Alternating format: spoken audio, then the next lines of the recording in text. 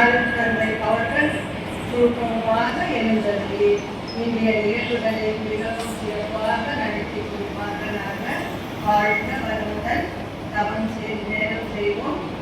நாம் அமர்ந்திருக்கும் இடத்தை சுற்றிலும் அனைவரும் கண்களை மூடிக்கொண்டு அவர்கள் சுவாசிக்கும் மூச்சு காற்றையே கவனித்துக் கொண்டிருக்கவும் தவம் பயின்ற அன்பர்கள் தவத்தை செய்யலாம். வாழ்ந்த வளமுடன் நாம் அமர்ந்திருக்கும் இடத்தை சுற்றிலும் நல்ல தெய்வீக ஆற்றலையே நிரம்பின. நாம் அமர்ந்திருக்கும் இடத்தை சுற்றிலும் நல்ல தெய்வீக ஆற்றலையே நிரம்பின. அருள் பேராற்றல் உடலிலே உயிரிலே அதை பாய்ந்து நிரம்பட்டும்.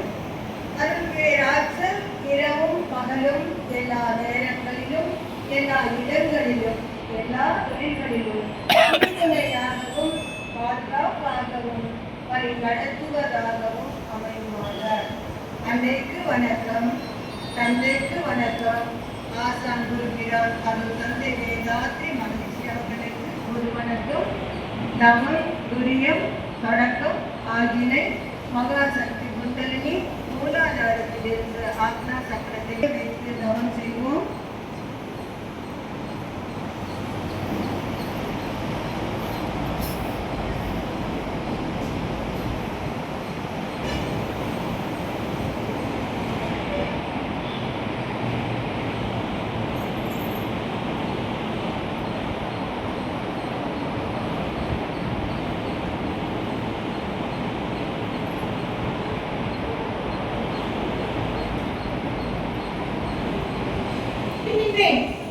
வலது புறத்தில் 620 கிராமும் இடது புறத்தில் 560 கிராமாக இருக்கின்றேன்.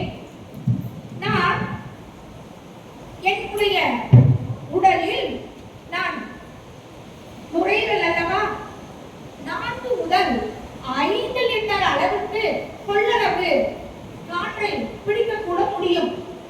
ஒரு முறை ஆக்சிஜன் காற்றில் உள்ள 21% ஆக்சிஜனை எடுத்துக்கொண்டு உடலில் தேவையற்ற கனிவான கார்பன் டை ஆக்சைடை வெளியிட்டு விடுகின்றேன்.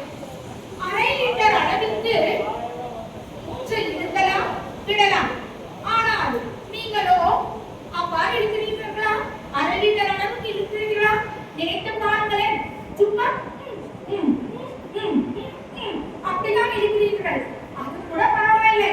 கொரோனா வந்து கூட என்னை பற்றி யாருக்கும் பயமே விட்டு போய்விட்டது. யாருக்கும் பயமே இல்லை. அது கூட பரவாயில்லை, ஒத்துக்கொள்வேன். ஆனால் ஒரு சிலர் செய்கிறார்கள் பாருங்கள் அடக்கரை. அதை நீங்களே பாருங்களேன்.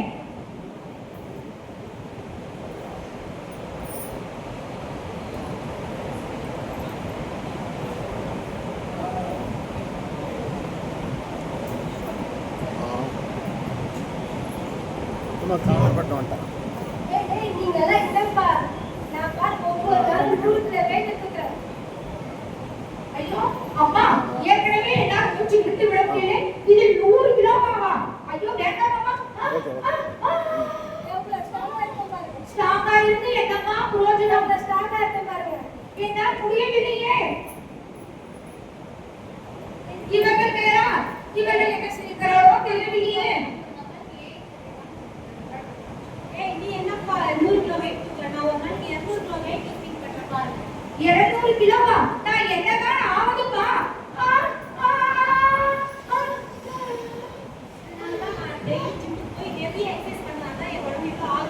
ஜிம்முக்கெல்லாம் எதற்கம்மா போகிறாய்?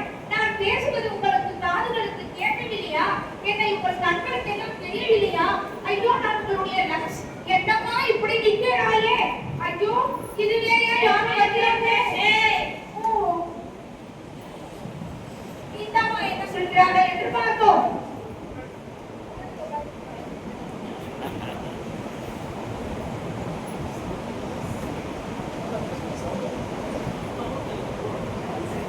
ஏனம்மா சூப்பர்ப்பா, இதெல்லாம் உங்களுக்கே பரவாயில்லையா? ஓ ஏமா என்ன பண்ற? இந்த வீட்டுல லஞ்ச் பேசிட்டே காது கேட்கவில்லையா? நம்ம வீட்டுல நம்ம எனக்கு கொஞ்சம் தானா இது கூட்டணி வேற. எப்ப பாரு ஓசியே வா போட அப்படியே.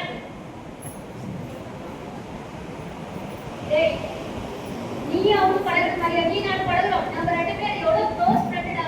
எனக்காச்சும் கொஞ்சம் கூட பண்ணுவதே அப்புறம் இதில் கூட்டணி வேற, க்ளோஸ் ஃப்ரெண்ட் வேறயா? ஏய், நானே ரொம்ப பெஸ்ட் ஃப்ரெண்டா. ப்ளீஸ் எனக்கு தாடா. பெஸ்ட் ஃப்ரெண்ட் வேறயாப்பா? கொஞ்சம் பாருங்களே என்னை. மூச்சே வரவில்லைப்பா.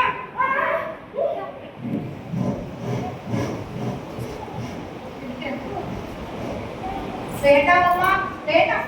ஐயோ, இல்லை முடியவில்லையே. போதும் போதும் அம்மா.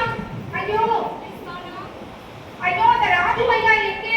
இவர்களுக்கு யோகாவை சொல்லி கொடுக்க மாட்டாரா? குமாரையா, குமாரையா, என்னை காப்பாற்றுங்களேன். குமாரையா, அந்த செயல் தலைவர் எங்கே போயிருங்க?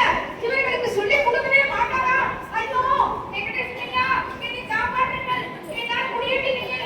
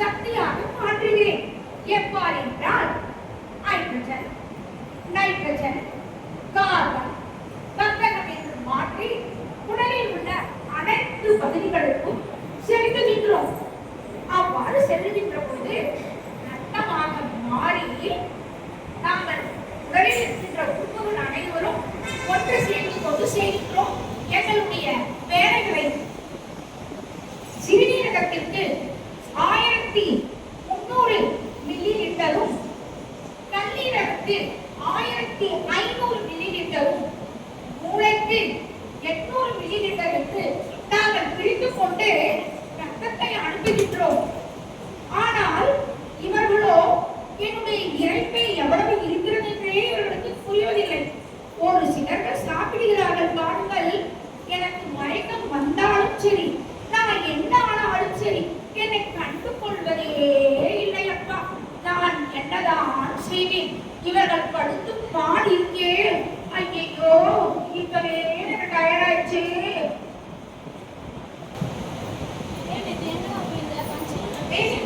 கல்யாணத்துக்கு போயிருக்கேன்மா.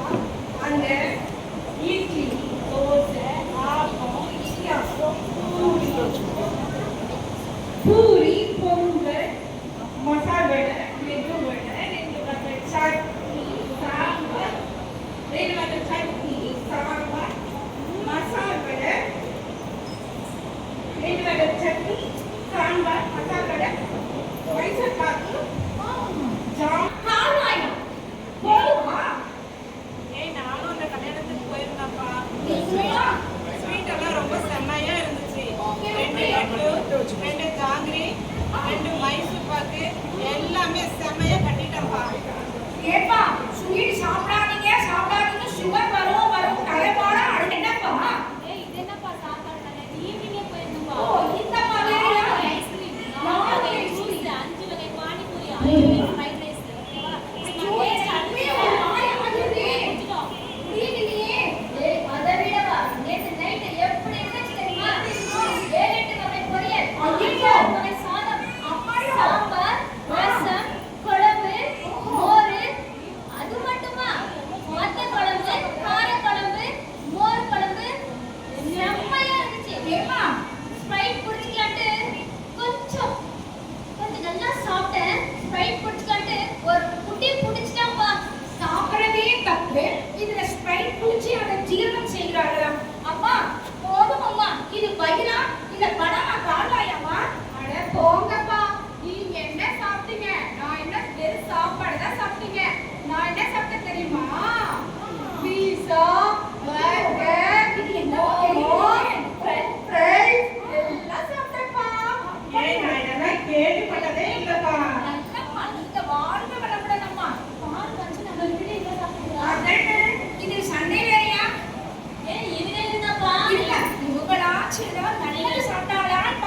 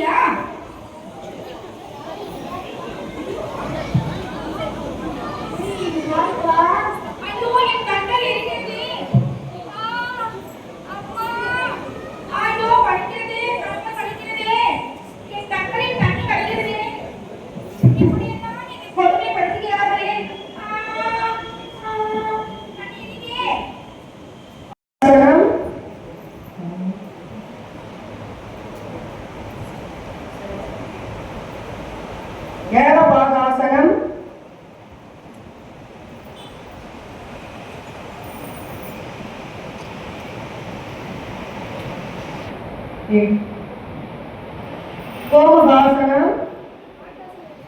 மாட்டாசனம் வேணப்பா. கோமுகாசனம்.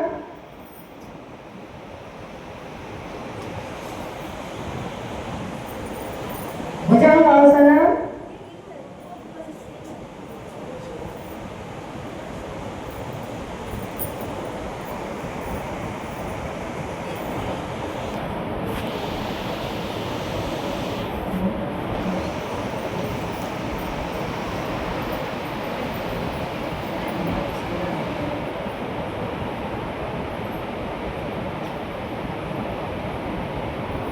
भुजंगासनम.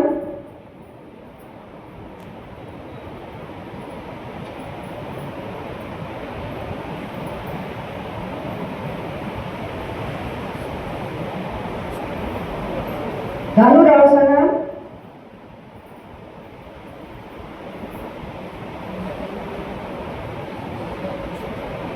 शंकरासनम.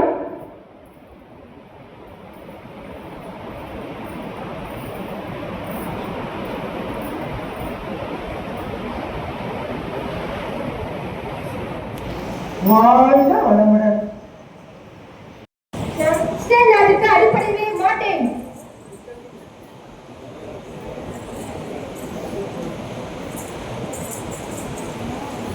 அனைவருக்கும் வணக்கம். நான் ரஷ்யாவின் அதிபர் புடின் இந்த உக்ரைனை சும்மாவே விட மாட்டேன்.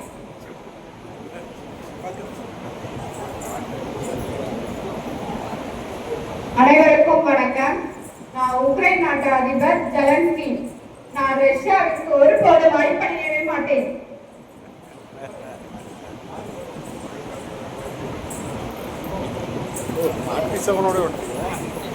நான் தான் பாகிஸ்தான் அதிபர் ஷபாஸ் ஷரீப். நான் நினைச்சா ஒரு நாட்டு மேலேயும் ஆட்டம் பாம்பு போட்டு உங்களெல்லாம் ஒண்ணுமே இல்லாம பண்ண முடியும். பாக்குறியா பாக்குறியா? பயம் இருக்கட்டும்.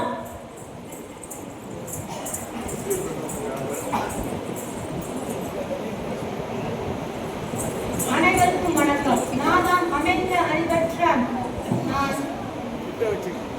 அனைவருக்கும் வணக்கம். நான் தான் அமெரிக்க அதிபர் ட்ரம்ப்.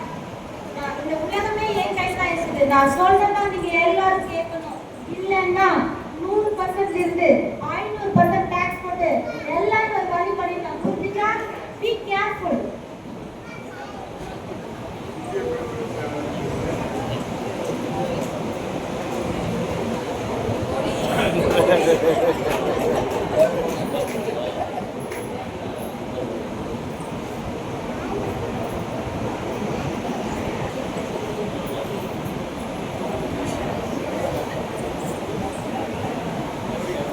அனைவருக்கும் வணக்கம். நான் தான் இந்திய பிரதமர் நரேந்திர மோடி. நம் இந்திய நாடு நம் நாடு. நம் நாட்டில் இந்தியர்கள் எல்லோரும் ஒற்றுமையாக இருப்போம். நம் நாட்டில் புத்தர், இயேசு, காந்தி போன்ற மகான்கள் பிறந்த புண்ணிய பூமி இது. எல்லா வளங்களையும் கொண்ட நாடு நம் நாடு. எல்லாரிடமும் ஒற்றுமையாக இருப்போம். ஜெய் ஹிந்த். ஜெய் ஹிந்த்.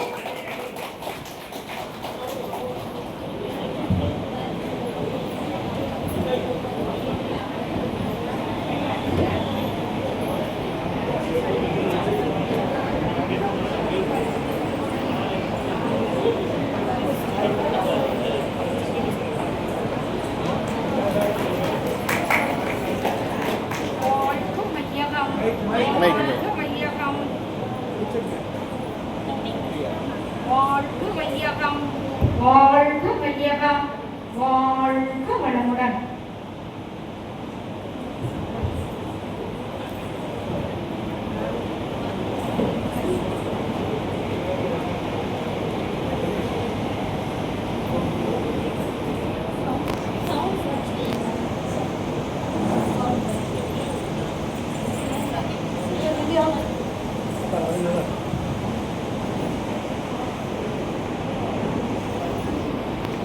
வேட்பு விழாவாக நம்முடைய மகரிஷி அவர்கள் அறிமுகப்படுத்தியதன் விளைவாக இன்று 111வது ஆண்டு மனைவி நல வேட்பு விழாவாக நாம் சிறப்புடன் இங்கே நடத்தி கொண்டிருக்கின்றோம்.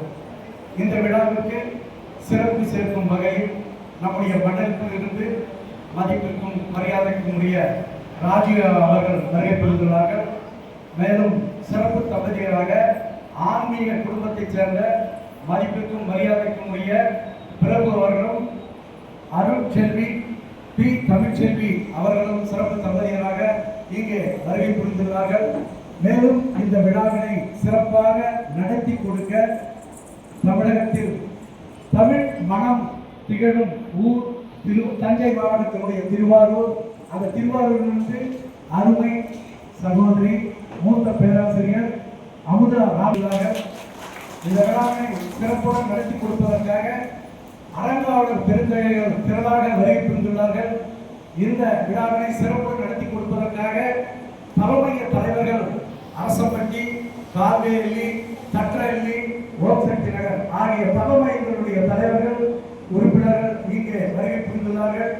மேலும் இந்த விழா சீரும் சிறப்புமாக நடைபெற ஆன்மீகத்தில் பெற்றுக்கொண்ட அறநெறி வாழ்க்கையில் சிறந்து விளங்கும் நம்முடைய தரசிகள் என்றே சொல்லலாம்.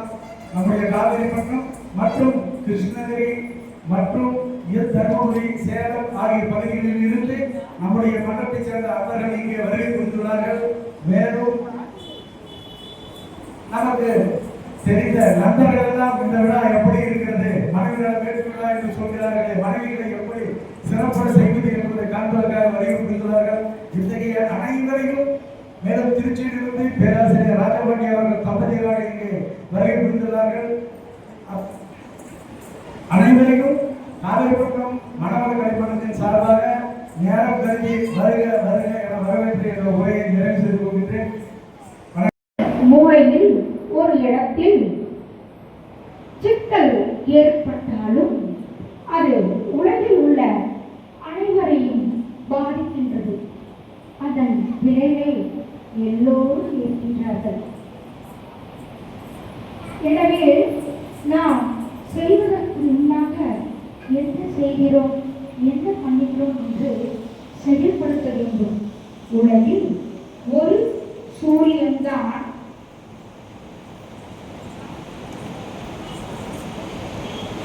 ஒரே தண்ணீர் தான், ஒரே கடல் தான், உலகமும் ஒன்றுதான். இதில் ஏதாவது ஒன்று நீங்கள் படைத்தீர்களா? இல்லை.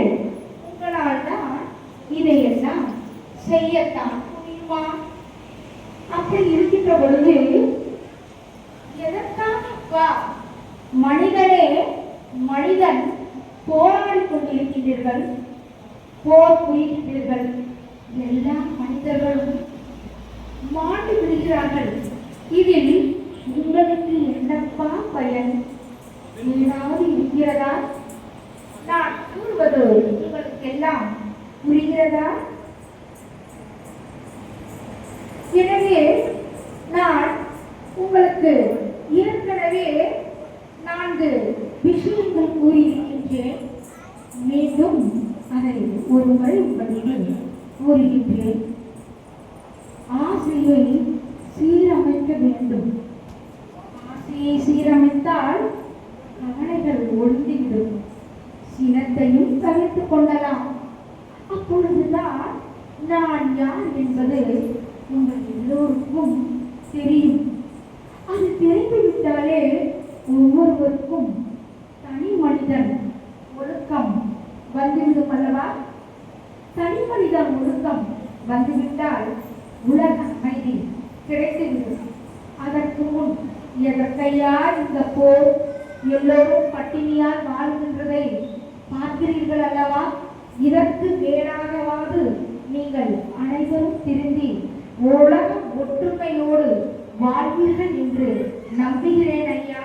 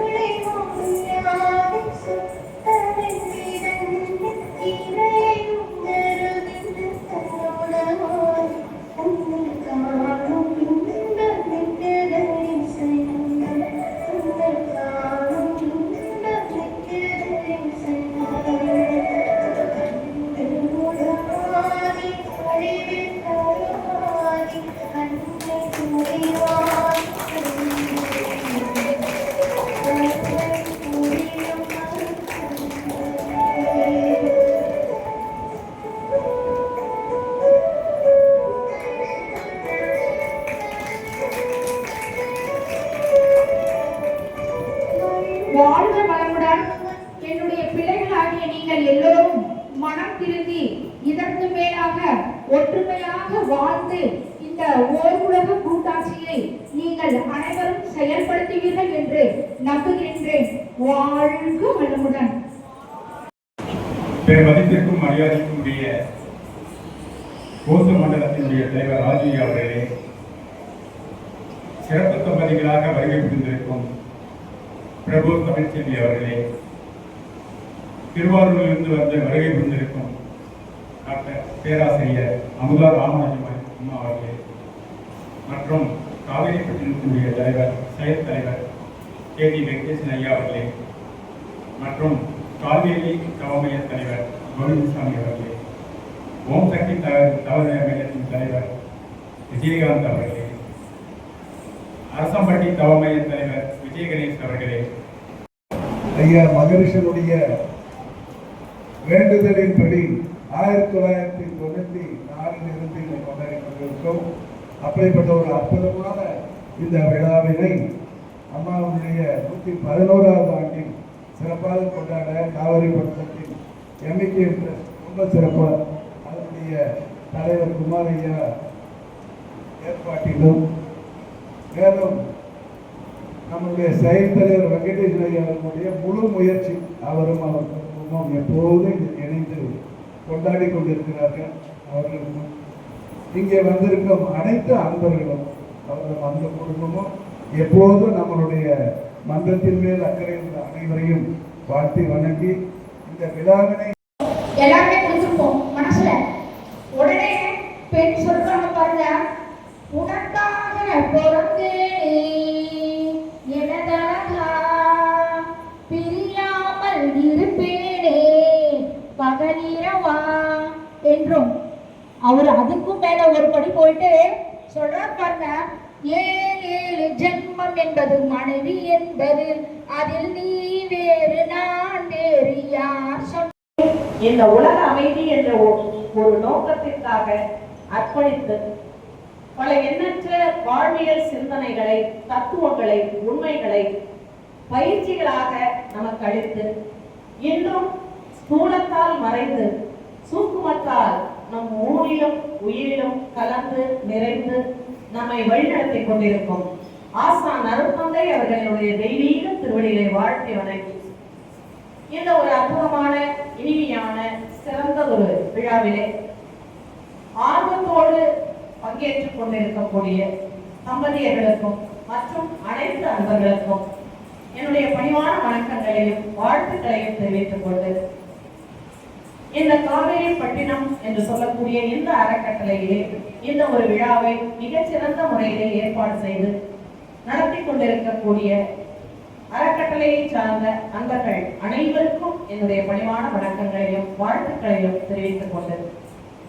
அதற்கு மேலாக மண்டல தலைவர் என்ற நிலையிலே மிகப்பெரிய ஒரு பொறுப்பிலே இருக்கக்கூடிய ஒரு அன்பர் எந்த அளவுக்கு அக்கறையோடு ஒரு அறக்கட்டளையினுடைய விழாவிலே சீரோடும் சிறப்போடும் நடப்பதற்கு தன்னுடைய பங்களிப்பை இந்த அளவுக்கு கொடுத்து நான் இப்பதான் பார்க்கிறேன். நிஜமாவே ஏன்னா அறக்கட்டளையில அங்கங்க ஃபங்க்ஷன் நடக்கும், ஆனா ஜோன் தலைவர் வந்து அந்த அளவுக்கு அதுல ஒரு இம்பார்ட்டன்டா நான் பார்த்ததில்லை இது வரைக்கும். உங்களுக்கு எத்தனையோ பண்ணிருக்கலாம், இருந்தா கூட எனக்கு இன்னொன்னு என்னன்னா ஐயா பேசினாங்க, இவங்க பேசிட்டே இருக்காங்க ஒரு வாரமா என்கிட்ட. ஐயாவும் ஃபோன் பண்ணும்போது நான் மண்டல தலைவர் பேசுறேமா அப்படின்னு எனக்கு ரொம்ப ஒரு வித்தியாசமா இருந்தது. மண்டல தலைவர்லாம் ஃபோன் பண்ணி இது மாதிரி ஃபங்க்ஷனுக்கு நம்மளோட கான்டாக்ட் பண்ணி பழக்கம் இல்லை. அறக்கட்டளையில உள்ளவங்க பொறுப்புல உள்ளவங்க பேசுவாங்க. அதனால எனக்கு ஒரு பெரிய சந்தோஷம். இப்போ இதுல இருந்து என்ன தெரியுதுன்னா அவருக்கு எந்த அளவுக்கு வேதாத்திரியத்தை சமுதாயத்துல கொண்டு போய் கொடுக்கணுங்கிற ஒரு ஆர்வம் அவர்கிட்ட இருக்கிறத வந்து நான் உணர்ந்தேங்க. இது வந்து பாராட்டுக்குரிய ஒரு விஷயம். இப்போ இந்த மனைவி நல வேட்பு விழா அப்படிங்கிற ஒரு சிந்தனையை நம்ம துவங்க இருக்கின்றோம். இந்த உன்னதமான சிறந்ததொரு சிந்தனையை நாம் முழுவதுமாக நம்முள்ளாக ஒன்றுபடுத்திக் கொண்டு வாழ்வில் எல்லா துறைகளிலும் வெற்றி, மகிழ்ச்சி, மன நிறைவு, பாயசம், சக்கரை பொங்கல், குலோப் ஜாமுன், என்னங்கடா இத்தனை பேர் சொல்றேன், நீங்களாம் என்ன சொல்றீங்க? சொன்னதே சொல்லிட்டு இருக்கீங்க இல்லையா? அப்போ நான் இப்போ கையில் வந்து ஒரு பாதுஷாவை வச்சுக்கிட்டு குலோப்ஜான் சூப்பராக இருக்கு அப்படின்னு நான் சொன்னேன்னு வச்சுக்க, என்ன சொல்லுவீங்க? இந்த அம்மா கொஞ்ச நாள் அப்படி தான் இருக்கிறாங்க. அப்போ எந்த ஒரு பொருளுக்கும் உட்பொருளாக இருக்கிறது எதுங்க? இனிப்பு தான். ஆனா பார்க்கும் போது அதனுடைய நிறம் வேறா இருக்கு, தோற்றம் வேறா இருக்கு, அதனுடைய வண்ணம் வேற, எல்லாமே வேற. ஆனா அது உள்ள இருக்கக்கூடிய அந்த உட்பொருள் எதுங்க? இததாங்க திருவள்ளுவர் அப்பயே எழுதினார். எப்பொருள் எத்தன்மையதாயினும் அப்பொருள் மெய்ப்பொருள் காண்பது அறிவு. நம்மளுக்கு அறிவு இருக்குங்க, ஜாங்கிரியில இனிப்பு இருக்குன்னு தெரியுது, ஒவ்வொரு பொருளையும் இனிப்பு இருக்குன்னு தெரியுது. ஆனா வாழ்க்கையை எப்படி இனிப்பா மாத்திக்கிறதுங்கிறது மட்டும்தான் நமக்கு தெரியல. இத சொல்ல வந்தவங்க தாங்க அத்துணை ஞானிகளும் மகான்களும்.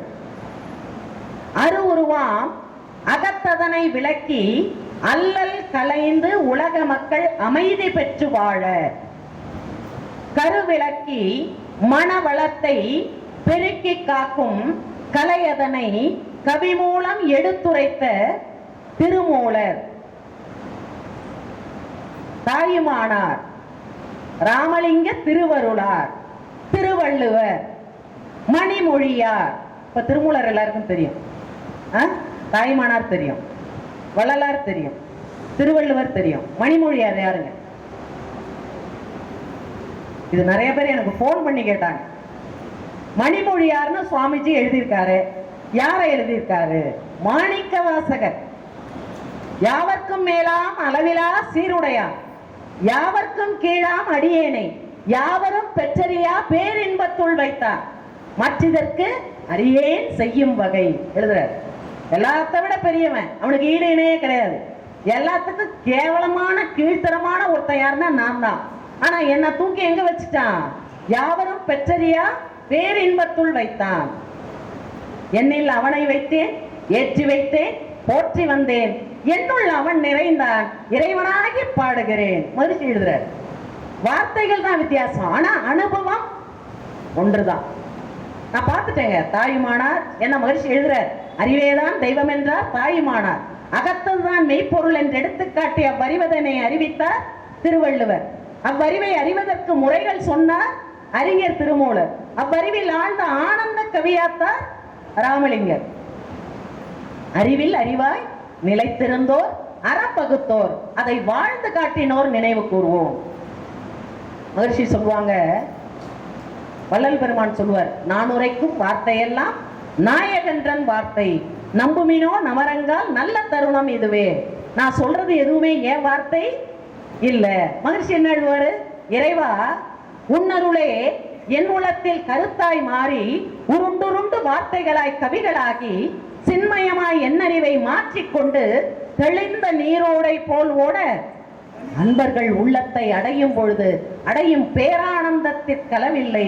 மின்னி வெளிவந்த அந்த கவிகளை மீண்டும் நினைந்தே நான் நிறைவாய் உள்ளேன். அனுபவம் எல்லாருக்கும் ஒன்னாதான் இருக்கு, சரிங்களா? அப்ப தாய்மானாரை பார்த்தீங்கன்னா அவரும் அதே தான் சொல்றார், வள்ளுவரை பார்த்தா அவரும் அதே தான் சொல்றார். ஆனா வள்ளுவர் ஒரு ஹைலைட் என்ன அப்படின்னு பாத்தீங்கன்னா, எந்த இடத்துலையும் அவர் கடவுள்னு சொல்லக்கூடிய குறிப்பை நம்மளால ஈஸியா புரிஞ்சிக்க முடியாத மாதிரி எழுதியிருப்பார். ஆனா 2 வரி தான். இப்ப இவ்வளவு நேரம் ஒரு நிகழ்ச்சி நடத்தினாங்க, ரொம்ப அற்புதமா. இந்த சகோதரிகளுக்கு என்னுடைய அன்பான வாழ்த்துக்களும் பாராட்டுக்களும். ஒரு நல்ல மெசேஜை பாஸ் பண்ணியிருக்காங்க. ஆனா அதை பார்க்கும்போது நம்ம வயிற்றுல உள்ள இதயம் அப்படிதான் புலம்பிட்டு இருக்கு, லங்ஸ் புலம்பிட்டு இருக்கு, கிட்னி புலம்பிட்டு இருக்கு. உடல்ல உள்ள ஒவ்வொரு செல்லுக்கும் ஆப்போசிட்டா தான் நாம எல்லா வேலையுமே செய்யறோம். ஒரு முறை மகரிஷி எங்களுக்கு பாடம் நடத்தும் போது சொன்னாரு, இந்த உடலை பத்தி யாருக்கும் சரியான ஒரு விழிப்பு நிலை இல்லை அப்படின்னாரு. எதுலதான் எங்களுக்கு விழிப்பு நிலை இருந்ததுன்னு நாங்க இங்க கீழே உட்காந்து புலம்பிட்டு இருக்கோம். அவர் பேச பேச அப்ப சொன்னாரு, யாரும் கஷ்டப்பட்டு இந்த உடம்ப கொண்டு வரல, கஷ்டப்பட்டு இந்த உடம்ப வளர்க்கல. அதனால தான் இந்த உடம்பினுடைய அற்புதம் யாருக்குமே தெரியல. உள்ள போட்டோம்னா அது ஸ்டார்ட் பண்ணிடுது வேலையை, இல்லையா? இறைவன் மட்டும் தவிர்த்தேனும் உனக்கு நானே சிரிக்கணுமா, ஒரு நாளைக்கு நீ சிரிச்சுக்க அப்படின்னு விட்டான்னு வைங்க, அதுவே வேண்டாங்க. ஒரு நாளைக்கு 21,600 முறை சுவாசிக்கிறோம். என்னுடைய யூடியூப் ஸ்பீச் கேட்டவங்களுக்கு இது தெரியும், நான் சொல்லியிருப்பேன் நிறைய இடத்துல.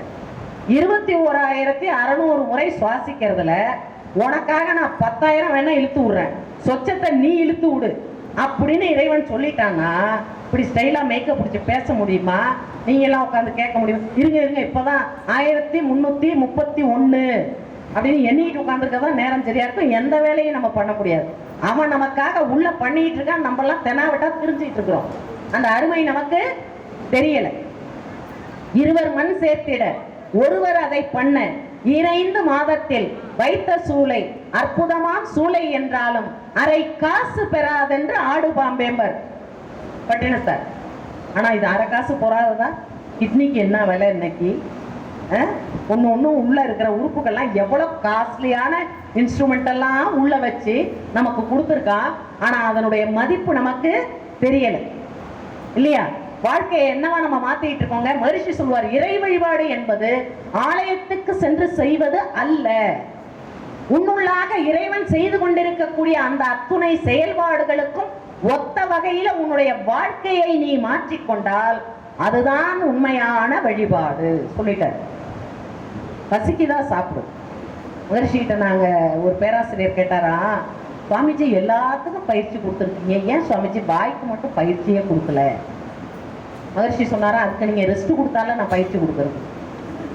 என் நேரம் பார்த்தாலும் நோ என்ட்ரி போர்டு இல்லை போடலங்க. அதனால என்ன பண்றோம்? மிட் நைட் பிரியாணி போட்டுட்டு இருக்கோம். எதுக்கு? நம்மளை போட்டு தள்ளுறதுக்கு தான். 24x7 என்ன பிரியாணி கடையில, ஹாஸ்பிட்டல்லையும் 24x7, பிரியாணி கடையிலையும் 24x7. இப்ப இவ்வளவு பேசினாங்க. திருவள்ளுவர் சொல்ற ஒரு குறள் நான் அடிக்கடி எல்லா இடத்துலையும் சொல்றேன். அவர் என்ன சொல்லலை? நான் இப்போ ஒரு போன மாசம் ஜூன்ல இமயமலை போனா ஜூலைல கன்னியாகுமரிக்கு போற கிளாஸுக்கு போற வாய்ப்பு. நான் சொன்னேன் பரவாயில்ல, நம்ம இமயத்துலேருந்து குமரி வரைக்கும் ஓரளவுக்கு எல்லாத்தையும் பார்த்துட்டு வந்துட்டோம் அப்படின்னு. அப்ப கன்னியாகுமரியில திருவள்ளுவர் சிலையில காலை வச்சு கொஞ்ச நேரம் அப்படியே இருந்தேன் நான். என் கூட அந்த பேராசிரியர் கேட்டாரு, என்னங்கய்யா என்னங்கம்மா பண்ணீங்க அவ்வளவு நேரம்? அப்படியே அவர் காலடியிலே இருந்தேன். சாரி கேட்டுக்கிட்டு இருந்தேங்கய்யா, உங்களுக்கு 2 மார்க்கே போட்டு வாழ்க்கையில உருப்படவே இல்லை இது வரைக்கும் இல்லையா? அவர் 1.25 அடியில மிகப்பெரிய தத்துவத்தை கொடுத்துட்டார். இப்ப இத்தனை வியாதியும் வருது அப்படின்னு சொன்னா, இத்தனை ஹாஸ்பிட்டல் இருக்குன்னு சொன்னா காரணம் என்னங்க? ஒரு திருக்குறளை நம்முடைய வாழ்க்கையை நம்ம மாத்திருந்தோம்னா இந்த ஹாஸ்பிட்டலுக்கே வேலை கிடையாது.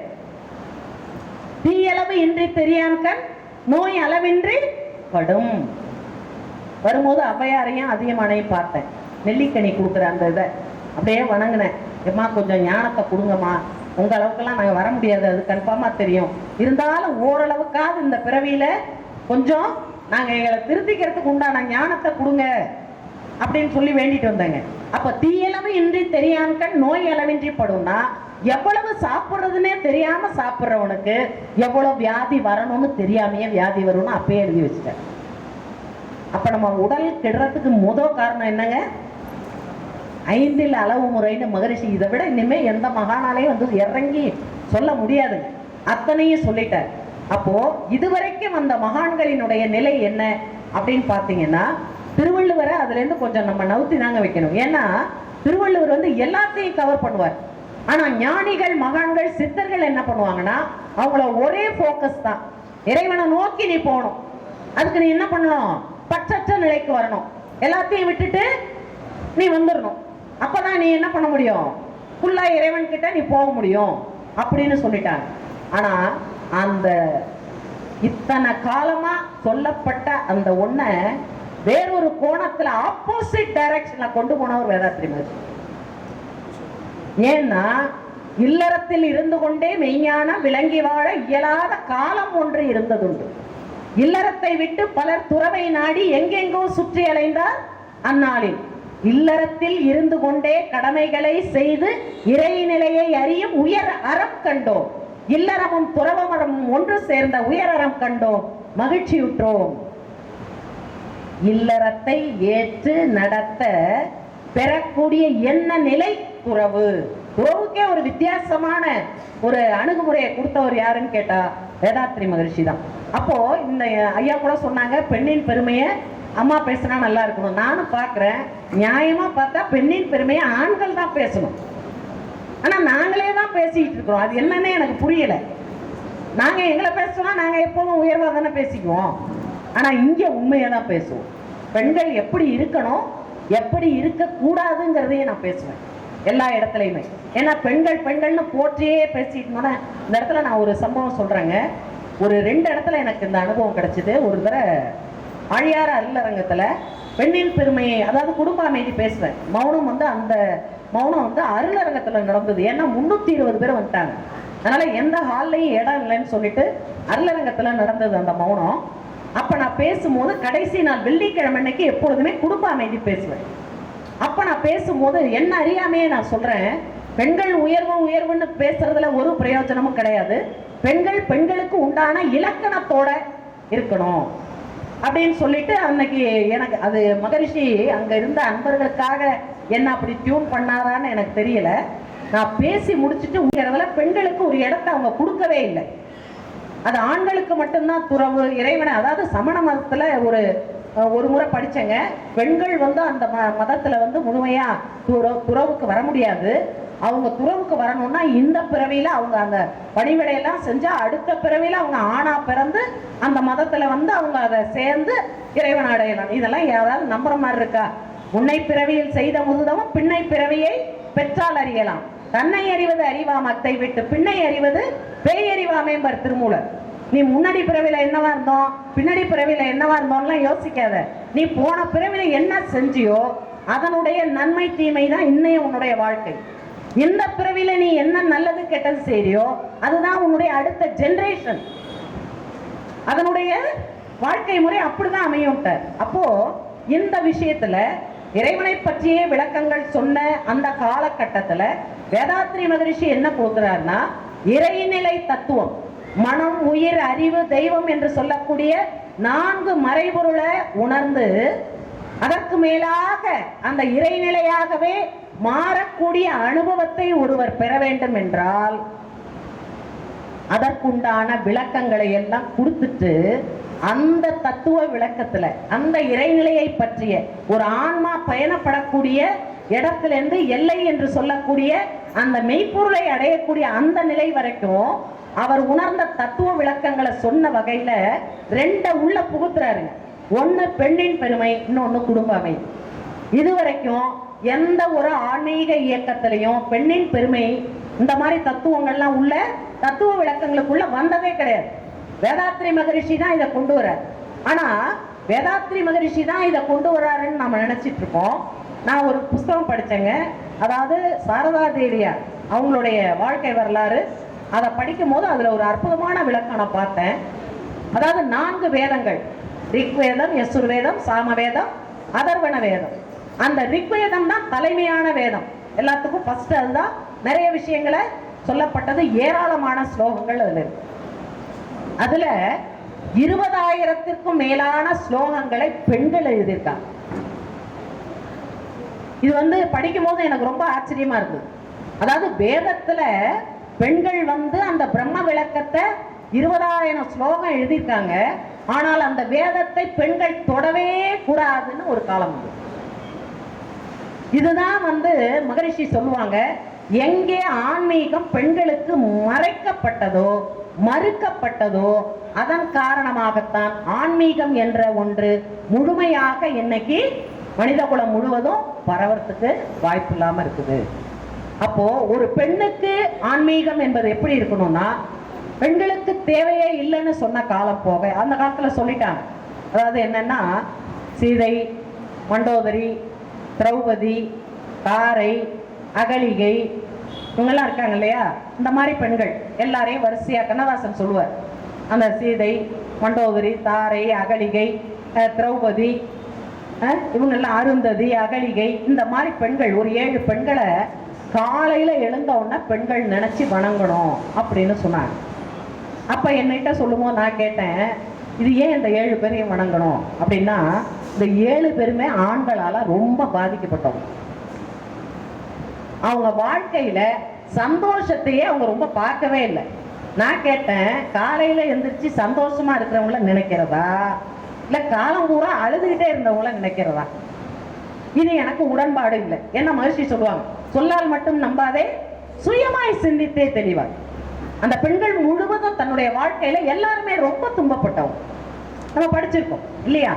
அப்போ கண்ணதாசன் எழுதுவாரு, காரியேஷு தாசி, அதாவது பணிவிடை செய்யறதுல பணிப்பெண்ணா இருக்கும் போது தாசி, அதாவது வேலைக்காரியா இருக்கணும். கரணேஷு மந்திரி, அறிவுரை சொல்றதுல என்னவா இருக்கணும்? மந்திரி மாதிரி இருக்கணும். ரூபேஷு லக்ஷ்மி, உருவத்துல எப்படி இருக்கணும்? அழகா இருக்கணும். போதேஷு மாதா, சாப்பாடு கொடுக்கறதுல தாய் மாதிரி இருக்கணும் இல்லையா? சயனேஷு வைசியா, தாசி போல இருக்கணும் படுக்கை அறையில. சமவா தாரித்ரி, பூமி எப்படி ஒரு அமைதியா இருக்குதோ பொறுமையா இருக்குதோ அந்த பொறுமை என்ற இலக்கணமும் ஒரு பெண்ணுக்கு இருக்கணும். இது எல்லாம் சேர்ந்தாதான் சமதர்ம பத்தினி அப்படின்னு சொல்றாங்க. அப்ப பெண்களுக்கு உண்டான இயல்போட இருக்கணும் அப்படிங்கிறது மிக மிக அற்புதமான ஒரு விஷயம்தான். ஆனா வேதாத்ரி மகரிஷி என்ன சொல்றாருன்னா, இதுவரைக்கும் பெண்ணினத்தை அவமதித்து பெருமை பெற நினைத்தவர்கள் பெரும் பாவ சுமையேற்றார் அப்படின்னு எழுதுறாரு. ஏன்னா நான் எனக்கு தெரிஞ்ச, நம்மளால ஒன்றும் பெருசா படிக்கல, மகரிஷிட்ட வந்தோன்னு தான் இதெல்லாம் எடுத்து ஒன்னொன்னா நாம இப்ப படிச்சிட்டு இருக்கோம். அப்போ நான் படிச்ச வரைக்கும் பெண்களை திட்டி எழுதாத மகான்களே கிடையாது. அதுவும் சில புஸ்தகம்லாம் படிச்சோம்னா ரொம்ப மனசு கஷ்டமா இருக்கும். திருப்புகழெல்லாம் எடுத்து படிச்சீங்கன்னா உண்மையிலேயே நான் சொல்றேங்க, நம்மளாலலாம் அதை சில வார்த்தைகளை எல்லாம் ஏற்றுக்க முடியல. அந்த மாதிரிலாம் நான் பட்டினத்தாரா இருக்கட்டும், அருணகிரிநாதர் எல்லாருமே என்ன பண்ணியிருக்காங்க, வள்ளல் பெருமான் கூட நிறைய இடத்துல அது மாதிரி எழுதியிருக்காரு. எல்லாருமே அது மாதிரி தான் எழுதியிருக்காங்க. என்ன காரணம்னா, தங்களுடைய ஆன்மீக வாழ்க்கைக்கு பெண்ணை பார்த்தோன்னே தான் அதுக்கு ஒரு தடை வருதுங்கிறது அவங்களுடைய நிலை. அப்ப என்ன காரணம்னா, இந்த இடத்துல மகரிஷி அழகான ஒரு விளக்கம் கொடுப்பாரு. அதாவது தன்னுடைய பால் உணர்வை கட்டுப்படுத்த தெரியாதவர்கள் தான் என்ன பண்ணுவாங்க, பெண்களை குறைச்சு பேசுவாங்க. அந்த அந்த ஒன்றை வெல்லத்தறிந்த மகான்கள்லாம் எப்படி பார்ப்பாங்க, பெண்களை தாயா தான் பார்ப்பாங்க இல்லையா? விவேகானந்தர் சொல்லுவார், அதாவது அவர் ஃபாரின்ல போகும்போது அந்த நாட்டில் உள்ளவங்க நிறைய பேர் வந்து விவேகானந்தர்கிட்ட கேட்குறாங்க, அதாவது எங்க நாட்டில் எல்லாருமே நாங்கள் கை கொடுப்போம், ஆண்களுக்கு சாதாரணமாக கை கொடுப்போம், ஆனால் உங்க நாட்டு பெண்கள் மட்டும் ஏன் ஆண்களுக்கு கை கொடுக்க யோசிக்கிறாங்க? உடனே விவேகானந்தர் கேட்பார், உங்க நாட்டு ராணிக்கு நீங்க கை கொடுப்பீங்களா? கை கொடுப்போம், ஆனா தலை இருக்காது. உங்க நாட்டு ராணிக்கு உங்களால கை கொடுக்க முடியாது இல்ல, எங்க நாட்டுல இருக்கக்கூடிய ஒவ்வொரு பெண்களும் மகாராணிகள்ன்ற.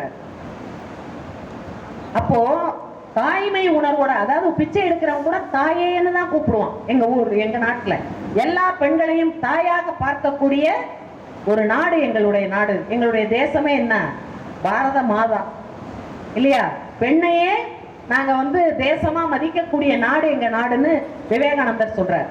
அப்போ பெண்களை பற்றி உயர்வா பேசின விவேகானந்தத்தை கேட்கிறாங்க, இவ்வளவு பெரிய அறிவு உங்களுக்கு இருக்கு, இந்த அறிவுக்கெல்லாம் எது மூலமா நீங்க நினைக்கிறீங்க அப்படின்னு கேட்கும்போது, சந்தேகமே இல்லை, எங்க அம்மா கிட்ட இந்த அறிவு இருந்தா தானே எனக்கு வரும் சொல்ற, என் தாயிடம் இருந்த அறிவு தான் எனக்கு வந்திருக்கு அப்படின்னு சொல்றாரு. அதே போல ஆதிசங்கரர், நான் போனேங்க, காலடிக்கு போனேன், ரொம்ப நாளா ஆசை. நான் இது இமயமலைக்கு போனது கேதார்நாத் போய் கேதாரேஸ்வரர் பார்க்கறதுக்காக அல்ல, ஆதிசங்கரனுடைய சமாதி அங்கதான், அங்க போய் தியானம் பண்ணணும்னு தான் நான் உண்மையிலே போயிட்டு நல்ல ஆனந்தமா ரொம்ப நேரம் உட்காந்து. அதுல ஒரு பெரிய வேடிக்கை என்னன்னா, நாங்க ஒரு 18 பேர் போயிருந்தோம். கேதார்நாத்ல பார்த்துட்டு நடந்து வரும்போது, எங்க ஆதிசங்கரர் இதுன்னு விசாரிங்கப்பா அப்படின்னு சொன்னோன்னே, தமிழ்நாடா அப்படின்னு ஒரு சத்தம் கேட்டுச்சு. ஒரு சாமியாரம்மா தமிழ்நாடான்னு கேட்டோன்னா, ஆஹா நமக்கு வழி சொல்றதுக்கு ஒரு ஆள் வந்துட்டாங்கன்ட்டு அவங்க கிட்ட போய் எல்லாரும் வணங்கணும்னா, இதுல திருவாரூர் யாருன்னு அந்த அம்மா கேட்டாங்க. என் கூட வந்தவங்களாம் இதெல்லாம் ரொம்ப டூ மச்சு, கேதார்நாத்ல கூட உங்களை தான் இம்பார்ட்டன்ட் கொடுத்து கேட்குறாங்க. ஏமா எனக்கு என்ன தெரியும், அந்த அம்மா சொல்றாங்க திருவாரூரா வாங்க அப்படின்னு அப்படியே கட்டி பிடிச்சி கையெல்லாம் கொடுத்து. இப்ப கேட்டா அவங்க லாயரா இருந்தா அவங்க சன்னியாசியா போய் அங்க உட்கார்ந்துருக்குறாங்க. அப்போ ஆதிசங்கரர் வந்து அங்க போய் சமாதி அடைஞ்சிருந்தாலும் அதற்கு ஆதாரமாக வித்தாக அவர் பார்த்தீங்கன்னா அந்த காலடியில தான் அவர் இருக்கிறாருங்க. அந்த 5 வயசுல அந்த சிறுவன் வந்து துறவரம், பிறவியினுடைய நோக்கம் அதுதான். அவருக்கு இந்த பிறவியில அந்த அத்வைத தத்துவத்தை உலகத்துக்கு கொடுக்கணும்னு தான் இறைவன் அவரை படைச்சிருக்கிறார். அப்போ அந்த போனோன்னா அந்த முதல்ல காலை பிடிக்குது. இந்த கதை எல்லாருக்குமே தெரியும். அப்ப தாய்கிட்ட என்ன சொல்றாரு, எனக்கு நீ துறவரம் கொடுக்கறதுக்கு சம்மதம் கொடுத்தீங்கன்னா இந்த முதல்ல என்ன விட்டுரும், நீங்க சம்மதிக்கலைன்னு சொன்னா அந்த முதல்ல என்ன இழுத்துரும் அப்படின்னு அந்த தாய் வந்து அவங்களுக்கு உலகமே அந்த புள்ளதான். ஆனா அந்த பிள்ளைய அப்படியே விட்டு கொடுக்குறாங்க. எப்பா நீ எங்கேயாவது உயிரா இருந்தா போதும், நான் உன்னை நினைச்சுக்கிட்டே என் வாழ்க்கையை வாழ்ந்துருவேன்னு அந்த தாயினுடைய தியாகத்துக்கு தான் தாய்க்கு அங்க ஒரு சமாதி வச்சிருக்கிறாரு. அப்படி ஒரு வைப்ரேஷன் இருக்கு. அதுல பெரிய வேடிக்கை என்னன்னா, அந்த ஆத்துல போய் இறங்கி நின்று அப்படியே காட்சியா பார்த்தேன், இங்கே தானே உங்களை முதல்ல பிடிச்சிச்சு, எங்களை என்ன முதல்ல கூட பிடிக்க மாட்டேங்குது அப்படின்னு நினைச்சுக்கிட்டேன் நான். அந்த முதலைக்கு அந்த முதலையை வரைஞ்சி கீழே என்ன போட்டிருக்காங்கன்னா ஹோலி குரோக்கடைல்னு போட்டிருக்காங்க. ஆதிசங்கரரை தொட்டோன்னு உலகத்திலேயே பழக்க முடியாத ஒரு ஜீவராசி எதுன்னா முதலை தான். எல்லா ஜீவராசியும் மனிதன் தன் 6வது அறிவோட கட்டுக்குள்ள கொண்டு வரலாம். ஆனா முதலையை மட்டும் என்ன பண்ண முடியாது, தன்னோட கண்ட்ரோல்ல கொண்டு வரவே முடியாது. அப்படிப்பட்ட அந்த முதலைக்கே என்ன வந்துருச்சான், புனிதம் வந்துருச்சு. இப்ப இதை எதுக்காக சொல்றேன்னா, அத்வைத தத்துவத்தை மகரிஷியை சொல்லுவாங்க, உலக சமுதாய சேவா சங்கத்தினுடைய அஸ்திவாரமே அத்வைதம் தான். உண்மையிலேயே சொல்றேங்க, நான் மகரிஷிட்ட வந்து நான் பல நாள் எனக்கு இப்போ சில இதெல்லாம் படிக்கும் போது நிகழ்ச்சியா கண்ணில் ஊத்திட்டே இருக்கும். அத்வைதம்னா என்னன்னு தெரியாது, துவைதம்னா என்னன்னு தெரியாது, விசிஷ்டாத்வைதம்னா என்னன்னு தெரியாது, ஏதோ அது மூணும் ஏதோ காத்து வாக்குல கேள்விப்பட்ட மாதிரிதான். ஆனா அந்த மூன்றிற்குமான விளக்கங்களை அக்கு வேற ஆணி வேற எடுத்து பிரம்மநிலை விளக்கத்துல சொல்லி பரப்பொருள் என்பது ஒன்றுதான். அதுதான் என்ன சொல்லுவாங்க, சச்சிதானந்தம். சச்சிதானந்தம்னு சொல்லி கேட்டிருக்கோம். சத்துன்னு என்னங்க, சாப்பிட்டா சத்துன்னு சொல்லுவாங்களே அந்த சத்தா? சத்துன்னு என்னங்க, பிரம்மம். சத்து என்பது என்னங்க, பிரம்மம். சித் என்பது என்னங்க, உயிர். அனந்தம் என்பது என்னங்க, பிரபஞ்சம் தொடங்கி நம்ம வரைக்கும் வந்த அத்துணை தோற்றங்கள். அப்ப சச்சிதானந்தம்ன்ற ஒரு வார்த்தையில அத்வைத தத்துவமே அடக்கம். சரிங்களா? அப்போ சத் என்பது அத்வைதம், சித் என்பது 2ஆ வந்ததுக்கு அப்புறம் அது துவைதம், அதேதான் இதுவாக வந்திருக்கிறது. இந்த இரண்டும் சேர்ந்துதான் அனந்தம் என்ற தோற்றங்களாக வந்திருக்கிறது. அப்போ அத்வைதம், துவைதம், விசிஷ்டாத்வைதம் என்று சொல்லக்கூடிய 3 தத்துவங்களை அடக்கிய ஒரு சொல்லுதுங்க சச்சிதானந்தம். அந்த சச்சிதானந்தம் என்று சொல்லக்கூடிய வார்த்தையினுடைய வடிவம் யாருங்க, குரு தான். சச்சிதானந்தமான சற்குரு தாளை போற்றி கட்சி மாநகர விளக்கதனை ஏற்றி உச்சி மேல் வை பார்வை வெளியை உன்னில் தச்சிலா வீட்டில் நாகைலிங்கரை தரிசி நெஞ்சேம்பர். இதுக்கெல்லாம் விளக்கம் சொன்னா சாயந்தரம் ஆயிடும், எனக்கும் பஸ் போயிடும். அதனால அதெல்லாம் ஒரு தத்துவ விளக்கத்துல நாம தெரிஞ்சுக்கலாங்க. இப்ப நான் இதை எதுக்கு சொல்ல வந்தேன்னா, அப்படி அத்வைத தத்துவத்தை அப்படியே ரசமா புழிஞ்சு எடுத்த ஆதிசங்கரையே ஒரு பொண்ணு ஆட்டி வைக்கிறான். அதுக்காக தான் நான் இப்ப இதை சொல்ல வந்தேன். மண்டலமித்திரர் என்று சொல்லக்கூடிய மிகப்பெரிய வேத சாஸ்திரங்கள் எல்லாம் கரைச்சு குடிச்சவர் அவர். எப்படின்னு கேட்டா, திருவிளையாடல் படத்துல வர்ற பாலையா மாதிரி. அப்பெல்லாம் வந்து ஒரு தத்துவத்தை ஒருத்தவங்க தெரிஞ்சிருக்காங்கன்னா வாதத்துல ஜெயிக்கணும். பல பேர் வாதம் செய்வாங்க, அவங்க வெல்ற மட்டும்தான் அவங்களுக்கு என்னங்க அந்த ஆச்சாரியார் அந்த நிலையை கொடுப்பாங்க. ஆதிசங்கரர் பல பேரை விவாதத்துல ஜெயிச்சுட்டே வர்றாரு. அதே போல மண்டலமித்திரரும் பல இடத்துல ஜெயிச்சுட்டு வர்றாரு. அப்போ ஆனா என்னன்னா, ஆதிசங்கரர் வாதம் பண்ணுவாரு, அந்த உண்மையை புரிய வச்சுட்டு அமைதியா வந்துருவார். ஆனா மண்டலமித்திரர் எப்படின்னு கேட்டா, பாலையா மாதிரி யாரெல்லாம் தோத்து போறாங்களோ அவ்வளவு பேரும் இவருக்கு அடிமை. அப்ப இவருக்கு ஆதிசங்கரனுடைய பெருமை தெரியுது, இவரை நம்ம வந்து அடிமையாக்கணும் அப்படின்னு சொல்லிட்டு என்ன பண்ணுவார்னா, வாதத்துக்கு கூப்பிடுவார். இப்போ வாதத்தில் கூப்பிடும் போது அவர் ஆணவத்தோட பண்ணுவார், இவர் அமைதியா பண்ணுவார். கடைசியா பார்த்தா ஆதிசங்கரர் ஜெயிக்கிற அந்த ஸ்டேஜுக்கு வந்தோடனே அந்த அவருடைய மனைவி சரசவாணின்னு சொல்லக்கூடியவங்க, கணவருக்கு ஈக்குவலா ஞானம் உள்ள ஆள் அர்த்தமா, அவங்க அங்கேன்னு வந்து என்ன பண்ணுவாங்கன்னா, நீங்க இதுவரைக்கும் என் கணவர்கிட்ட கேட்டதெல்லாம் பெருசு இல்லை, என் கேள்விக்கு பதில் சொல்லுங்க அப்படின்னு குறுக்க வந்துருவாங்க. ஏன்னா கணவர் தோக்க போற ஸ்டேஜ் வந்துருச்சு. அப்ப கணவரோட கௌரவத்தை காப்பாற்றணுங்கிறதுக்காக அந்த அம்மா வந்து என்ன கேட்பாங்கன்னா, இல்லறத்தை பத்தி, தாம்பத்தியத்தை பத்தி ஒரு கேள்வியை கேட்டுருவாங்க ஆதிசங்கரத்தை. நீ இந்த கேள்வியை கேட்க கூடாதுன்னு சொல்ல முடியாது வாதத்துல. அப்படி ஒரு இது. ஏன்னா இவங்களுக்கு அனைத்து சாஸ்திரங்களும் தெரிஞ்சிருக்கணும். இவங்க துறவுல இருக்கலாம். அப்பதான் ஆதிசங்கரர் என்ன பண்றாருங்க, மௌனமா வெளியில வந்து ஒரு மன்னரினுடைய இறந்த உடல்ல புகுந்து அவரை திரும்ப அந்த அனுபவத்தோட வந்து இந்த அம்மாவுக்கு என்ன கொடுக்குறாருங்க, விளக்கம் கொடுத்து அவரை வென்று வர்றாருங்க. அதனால எந்த ஒரு மகானை எடுத்தாலும் அவங்களுக்கு அஸ்திவாரமா இருக்கிறது யாருன்னு பார்த்தீங்கன்னா ஒரு பெண்ணு தான். பட்டினத்தாரை வந்து சிவகலை அம்மா வந்து நினைச்சிருந்தா தடுத்திருக்கலாம். ஆனா அவரை ஃப்ரீயா விட்டுட்டாங்க. தன்னுடைய வாழ்க்கையவே அவங்க என்ன பண்ணிட்டாங்க, அப்படியே சிதைச்சிக்கிட்டாங்க சிவகலை அம்மா. அதே போல பட்டினத்தார் ஐயிரு திங்களாய் அங்கமெல்லாம் நொந்து பெற்று அப்படின்னு எழுதுவார். தாயை பத்தி ஒரு 10 பாட்டு எழுதுறாரு. அப்போ பெண்களை பழிச்ச பட்டினத்தாரால கூட தாயை என்ன பண்ண முடியாது, பழிக்க முடியாது. அதனாலதான் மகிழ்ச்சி எழுதுவாங்க, பெண்கள் எல்லாம் பெற்றவளாய் பிரிய சகோதரியாய் என்ன பெண் ஆசை ஏது, பெண் வயிற்றில் உருவாகி பெண் துணை கொண்டு வாழ்கின்றாய் அப்படின்பார்.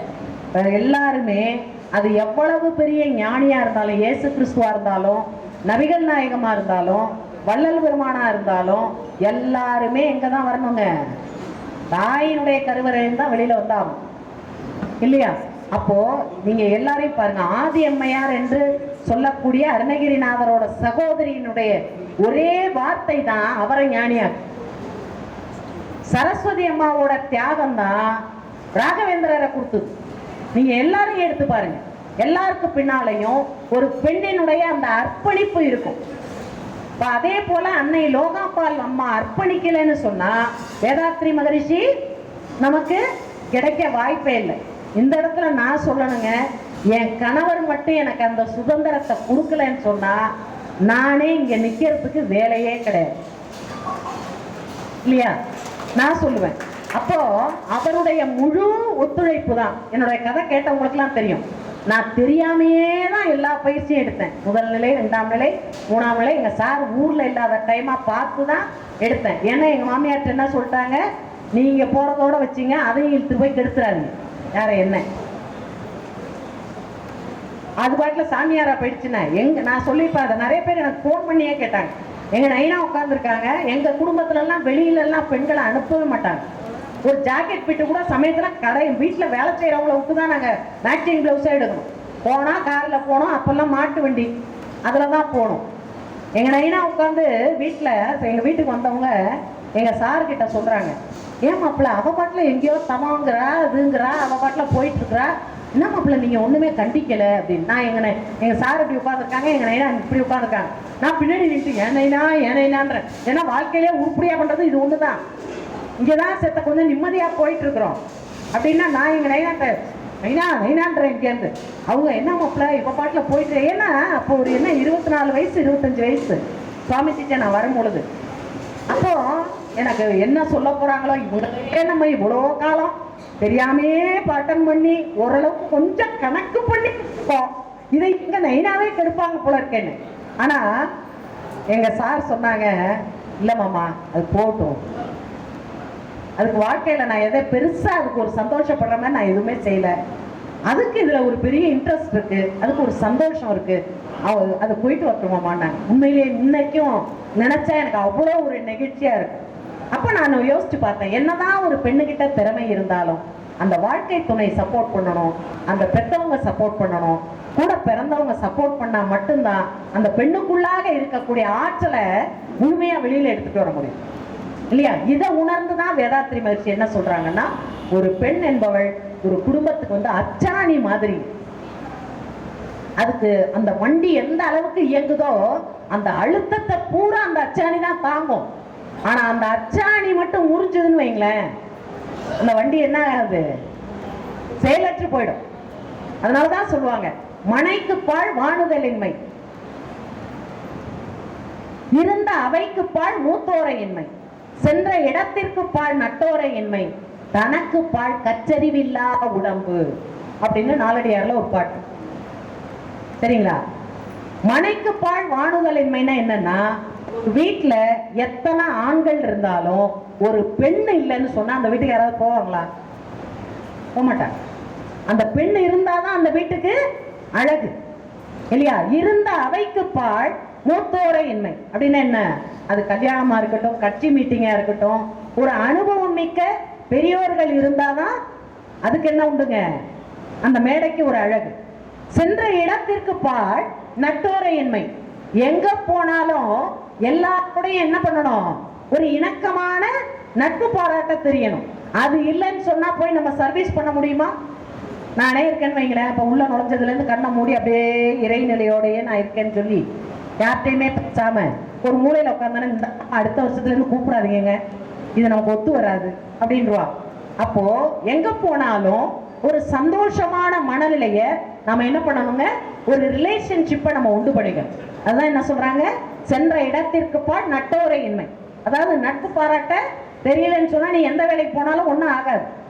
ஆனா கடைசியா என்ன சொல்றாங்க, தனக்கு பால் கற்றறிவில்லா உடம்பு. இந்த உடலை பற்றிய அறிவு நம்ம பெறலை அப்படின்னு சொன்னா இந்த வாழ்க்கையே என்னங்க, வேஸ்ட் தான் இல்லையா? அப்போ இத்தனை விதமான தத்துவ விளக்கங்களையும் மகரிஷி சொல்லிட்டு அவருடைய இந்த பிறப்பினுடைய நோக்கமாக இருக்கக்கூடிய உலக அமைதி அப்படிங்கிற ஒன்றை கொண்டு வர்றார். அப்ப உலக அமைதி வரணும்னு சொன்னா அதுக்கு அஸ்திவாரமா இருக்கிறது எதுங்க, ஒரு தனி மனிதனுடைய அமைதி தான் இல்லையா? இப்ப எல்லாத்தையும் கேட்கிறேன். அப்ப நான் எல்லா மனைவி நல வீட்லையும் இதை கேட்டேன், உலகம் இன்னைக்கு அமைதியா இருக்கா இல்லையா? சொல்லுங்க. எல்லாரும் அப்படியே சிலையா மாறிட்டீங்க. உலகம் அமைதியா இருக்கா? இல்ல. என்ன அக்கிரமமான ஒரு பொய். உலகம் அமைதியா இருக்கா இல்லையா? அமைதியா தான் இருக்கு. மணிக்கு 1000 மைல் வேகத்துல 15,50,000 மைல் வேகத்துல தன்னுடைய சுற்றுவட்ட பாதையில கொஞ்சம் கூட பெசகாம அது சுத்தலைன்னா நம்ம எல்லாம் இருக்க முடியுமா? உலகம் அமைதியாகத்தான் இருக்கிறது. அந்த அமைதியை கெடுத்து கொண்டிருப்பது யாரு? புலியா, சிங்கமா, யானையா, கரடியா? யாருங்க? இதுல என்ன பெருமை? நம்மளாம் மனிதன். 6வது அறிவு இருந்து என்ன புண்ணியம்? உன்னையும் அமைதியா வச்சுக்க தெரியல, குடும்பத்தையும் அமைதியா வச்சுக்க தெரியல. இத ரெண்டையுமே தெரியாம 6வது அறிவுல சிறந்தவன்னு சொல்றதுல ஏதாவது பிரயோஜனம் இருக்கான்னா ஒண்ணுமே இல்லை.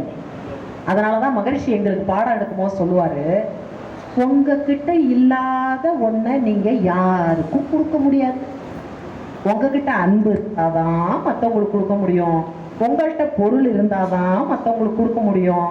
உங்கள்கிட்ட அறிவு இருந்தாதான் மற்றவங்க. நான் அந்த இடத்துல சொல்லுவேன், அது எங்களுக்கு சுத்தமா கிடையாது சாமி, உங்ககிட்ட வந்தோன்னு தான் அப்படி ஒண்ணு இருக்குன்றதே கன்ஃபார்ம்.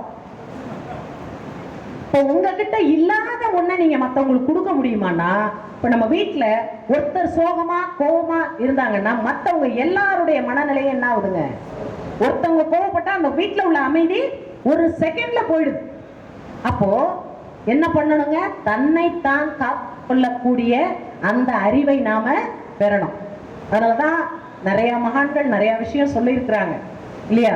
ஔவையாரை பார்க்கும் போதெல்லாம் நான் நினைப்பேன், ஒரு நாள் உணவை ஒழி என்றால் ஒழியாய், 2 நாள் உணவை ஏழ் என்றால் ஏழாய், ஒரு நாளும் என்னோடு அறியாய், இடும்பை வைக்கிறே உன்னோடு வாழ்தல் அரிது. நம்ம என்ன சொல்லுவோம், வீட்டுக்காரரோட வாழ்றது தான் குப்பை கொட்டுறது கஷ்டம், வீட்டுக்காரியோட வாழ்றது குப்பை கொட்டுறது கஷ்டம். ஆனா ஔவையார் என்ன சொல்றாங்க, அவங்க வயிற்றோட குப்பை கொட்டுறதே கஷ்டம்ட்டாங்க. ஏன்னா அவங்களுக்கு தவத்துல ஞானத்தை பெறணும்னா இந்த பசி, தாகம், தூக்கம், ஏக்கம் இந்த மாதிரி விஷயங்கள்லாம் அவாய்ட் பண்ணணும்.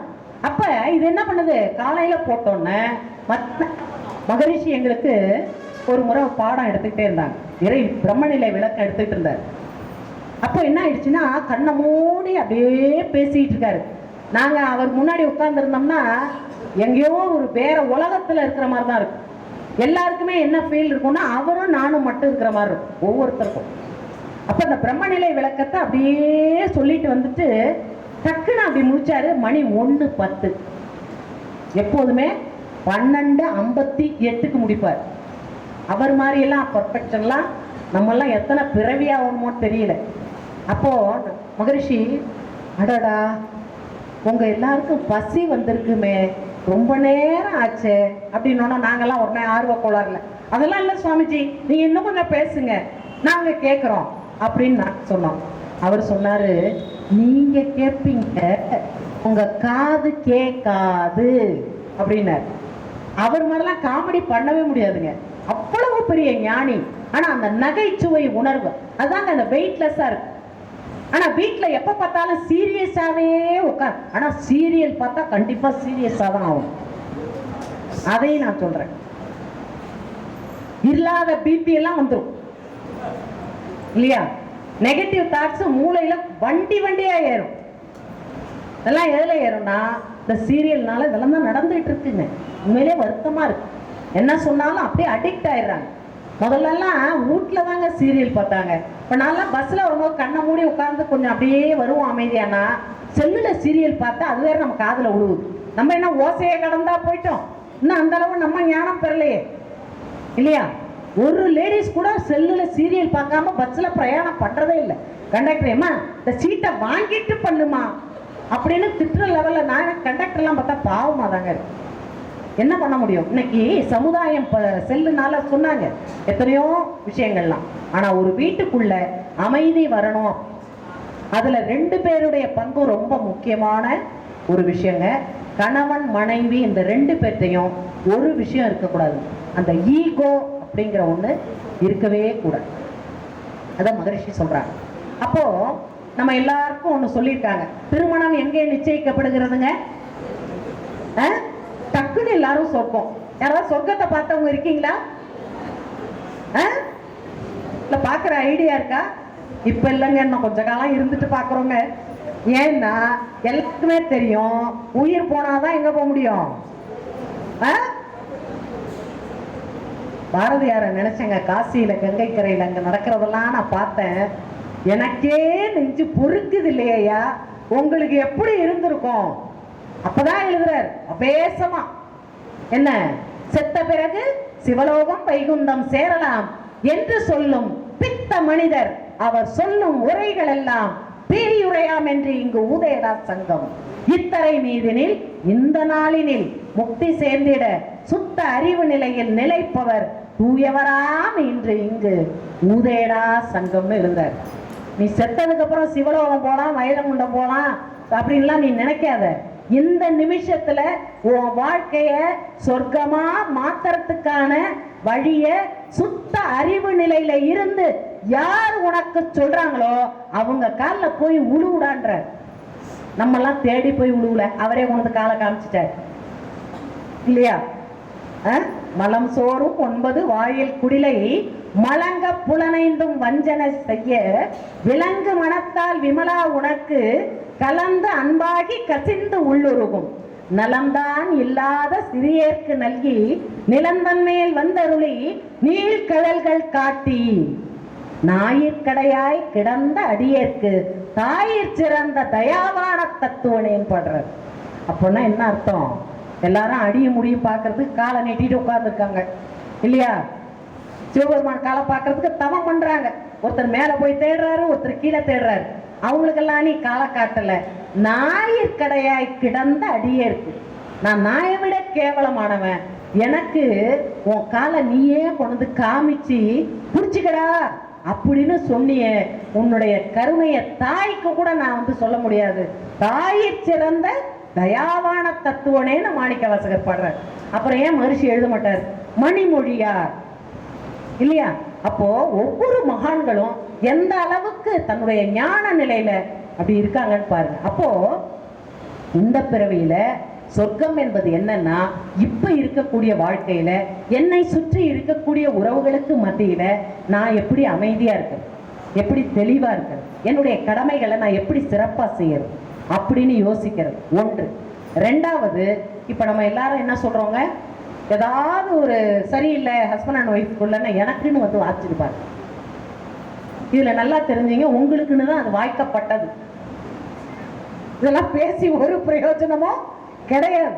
என்ன காரணம்னா, இங்கே நம்ம 10 பொருத்தத்தை பார்க்கிறோம். தின பொருத்தம், கண பொருத்தம், ரஜ்ஜு பொருத்தம், யோனி பொருத்தம், ராசி பொருத்தம், நட்சத்திர பொருத்தம், வேதை, மகேந்திரம், ஸ்ரீதீர்க்கம், விஸ்திருதீர்க்கம், ஏகப்பட்ட பொருத்தத்தை பார்த்துட்டு உள்ள ரெண்டுத்துக்கும் மனசுன்னு ஒண்ணு காணாம இருக்குது. அந்த பொருத்தம் இல்லைன்னா எத்தனை பொருத்தம் பார்த்து ஒன்னும் புண்ணியம் கிடையாது. அதனாலதான் மகரிஷி என்ன சொல்றாங்க, திருமணத்துக்கு முன்னு இந்த குழந்தைகளை எல்லாம் கொண்டு வந்து அந்த உயிர் உணர்வை கொடுக்கக்கூடிய குண்டலினி யோகத்தை கொடுங்க. ஏன் இந்த 2 பேருக்கும் ஒத்து வரல அப்படின்னா, இவங்களுடைய பாரம்பரியம் வேற, அவங்களுடைய பாரம்பரியம் வேற. இங்க உட்கார்ந்து இருக்கிற நம்ம எல்லோருமே நம்முடைய 6 ஜெனரேஷனோட பதிவுகளை என்ன பண்ணியிருக்கோம், உயிர்ல பதிய வச்சுக்கிட்டு தான் உட்கார்ந்துருக்கோம். அது ஸ்கேன் பண்ணா தெரிய மாட்டேங்குது, அதான் பிரச்சனை இல்லையா? இப்போ நான் ஒரு உதாரணத்துக்கு சொல்றேன், 2 இடத்துலையும் இதை தான் சொன்னேன், இங்கேயும் சொல்றேன். நான் கேதார்நாத் போனேன் இல்லையா, கேதார்நாத்துக்கு குதிரையில தான் போகணும். ஏன்னா அப்போதான் 2 ஹெலிகாப்டரும் நொறுங்கி கிடக்கு. நாங்கள் ஹெலிகாப்டரில் போக முடியாதுன்னு சொல்லிட்டு குதிரையில் போனோம். ஒரு குதிரையும் எப்படிங்கிறீங்க, பயங்கரமான நல்ல ஹைட்டு வெயிட், மேலே இந்த இவ்வளோ பெருசில் ஏறினா அது மேலே உட்காரணும். நான் வேற எல்லாரையும் ஒன்றும் கவலை இல்லைம்மா, டோலி இருக்குன்னு கூப்பிட்டு போயிட்டு, அங்கே டோலி இல்லை, எல்லாம் 70+ வந்தவங்கெல்லாம். நாங்கள் போகிற நேரத்துக்கு குதிரைக்கு ஏறுறதுக்கே 3 கிலோமீட்டர் நடக்கணும். நாங்கள் போகிறோம், அப்போ தான் ஒரு குதிரையில் ஏறலான்னு அந்த பக்கம் போகலான்னு போகும்போது ஒரு குதிரை மேலே ஒரு அம்மா ஏறி உட்கார்ந்தாங்க. அது அப்படியே ஒரு சவுண்டை கொடுத்து ஒரு சுற்றி அந்த அம்மா தூக்கி கடாசிச்சு.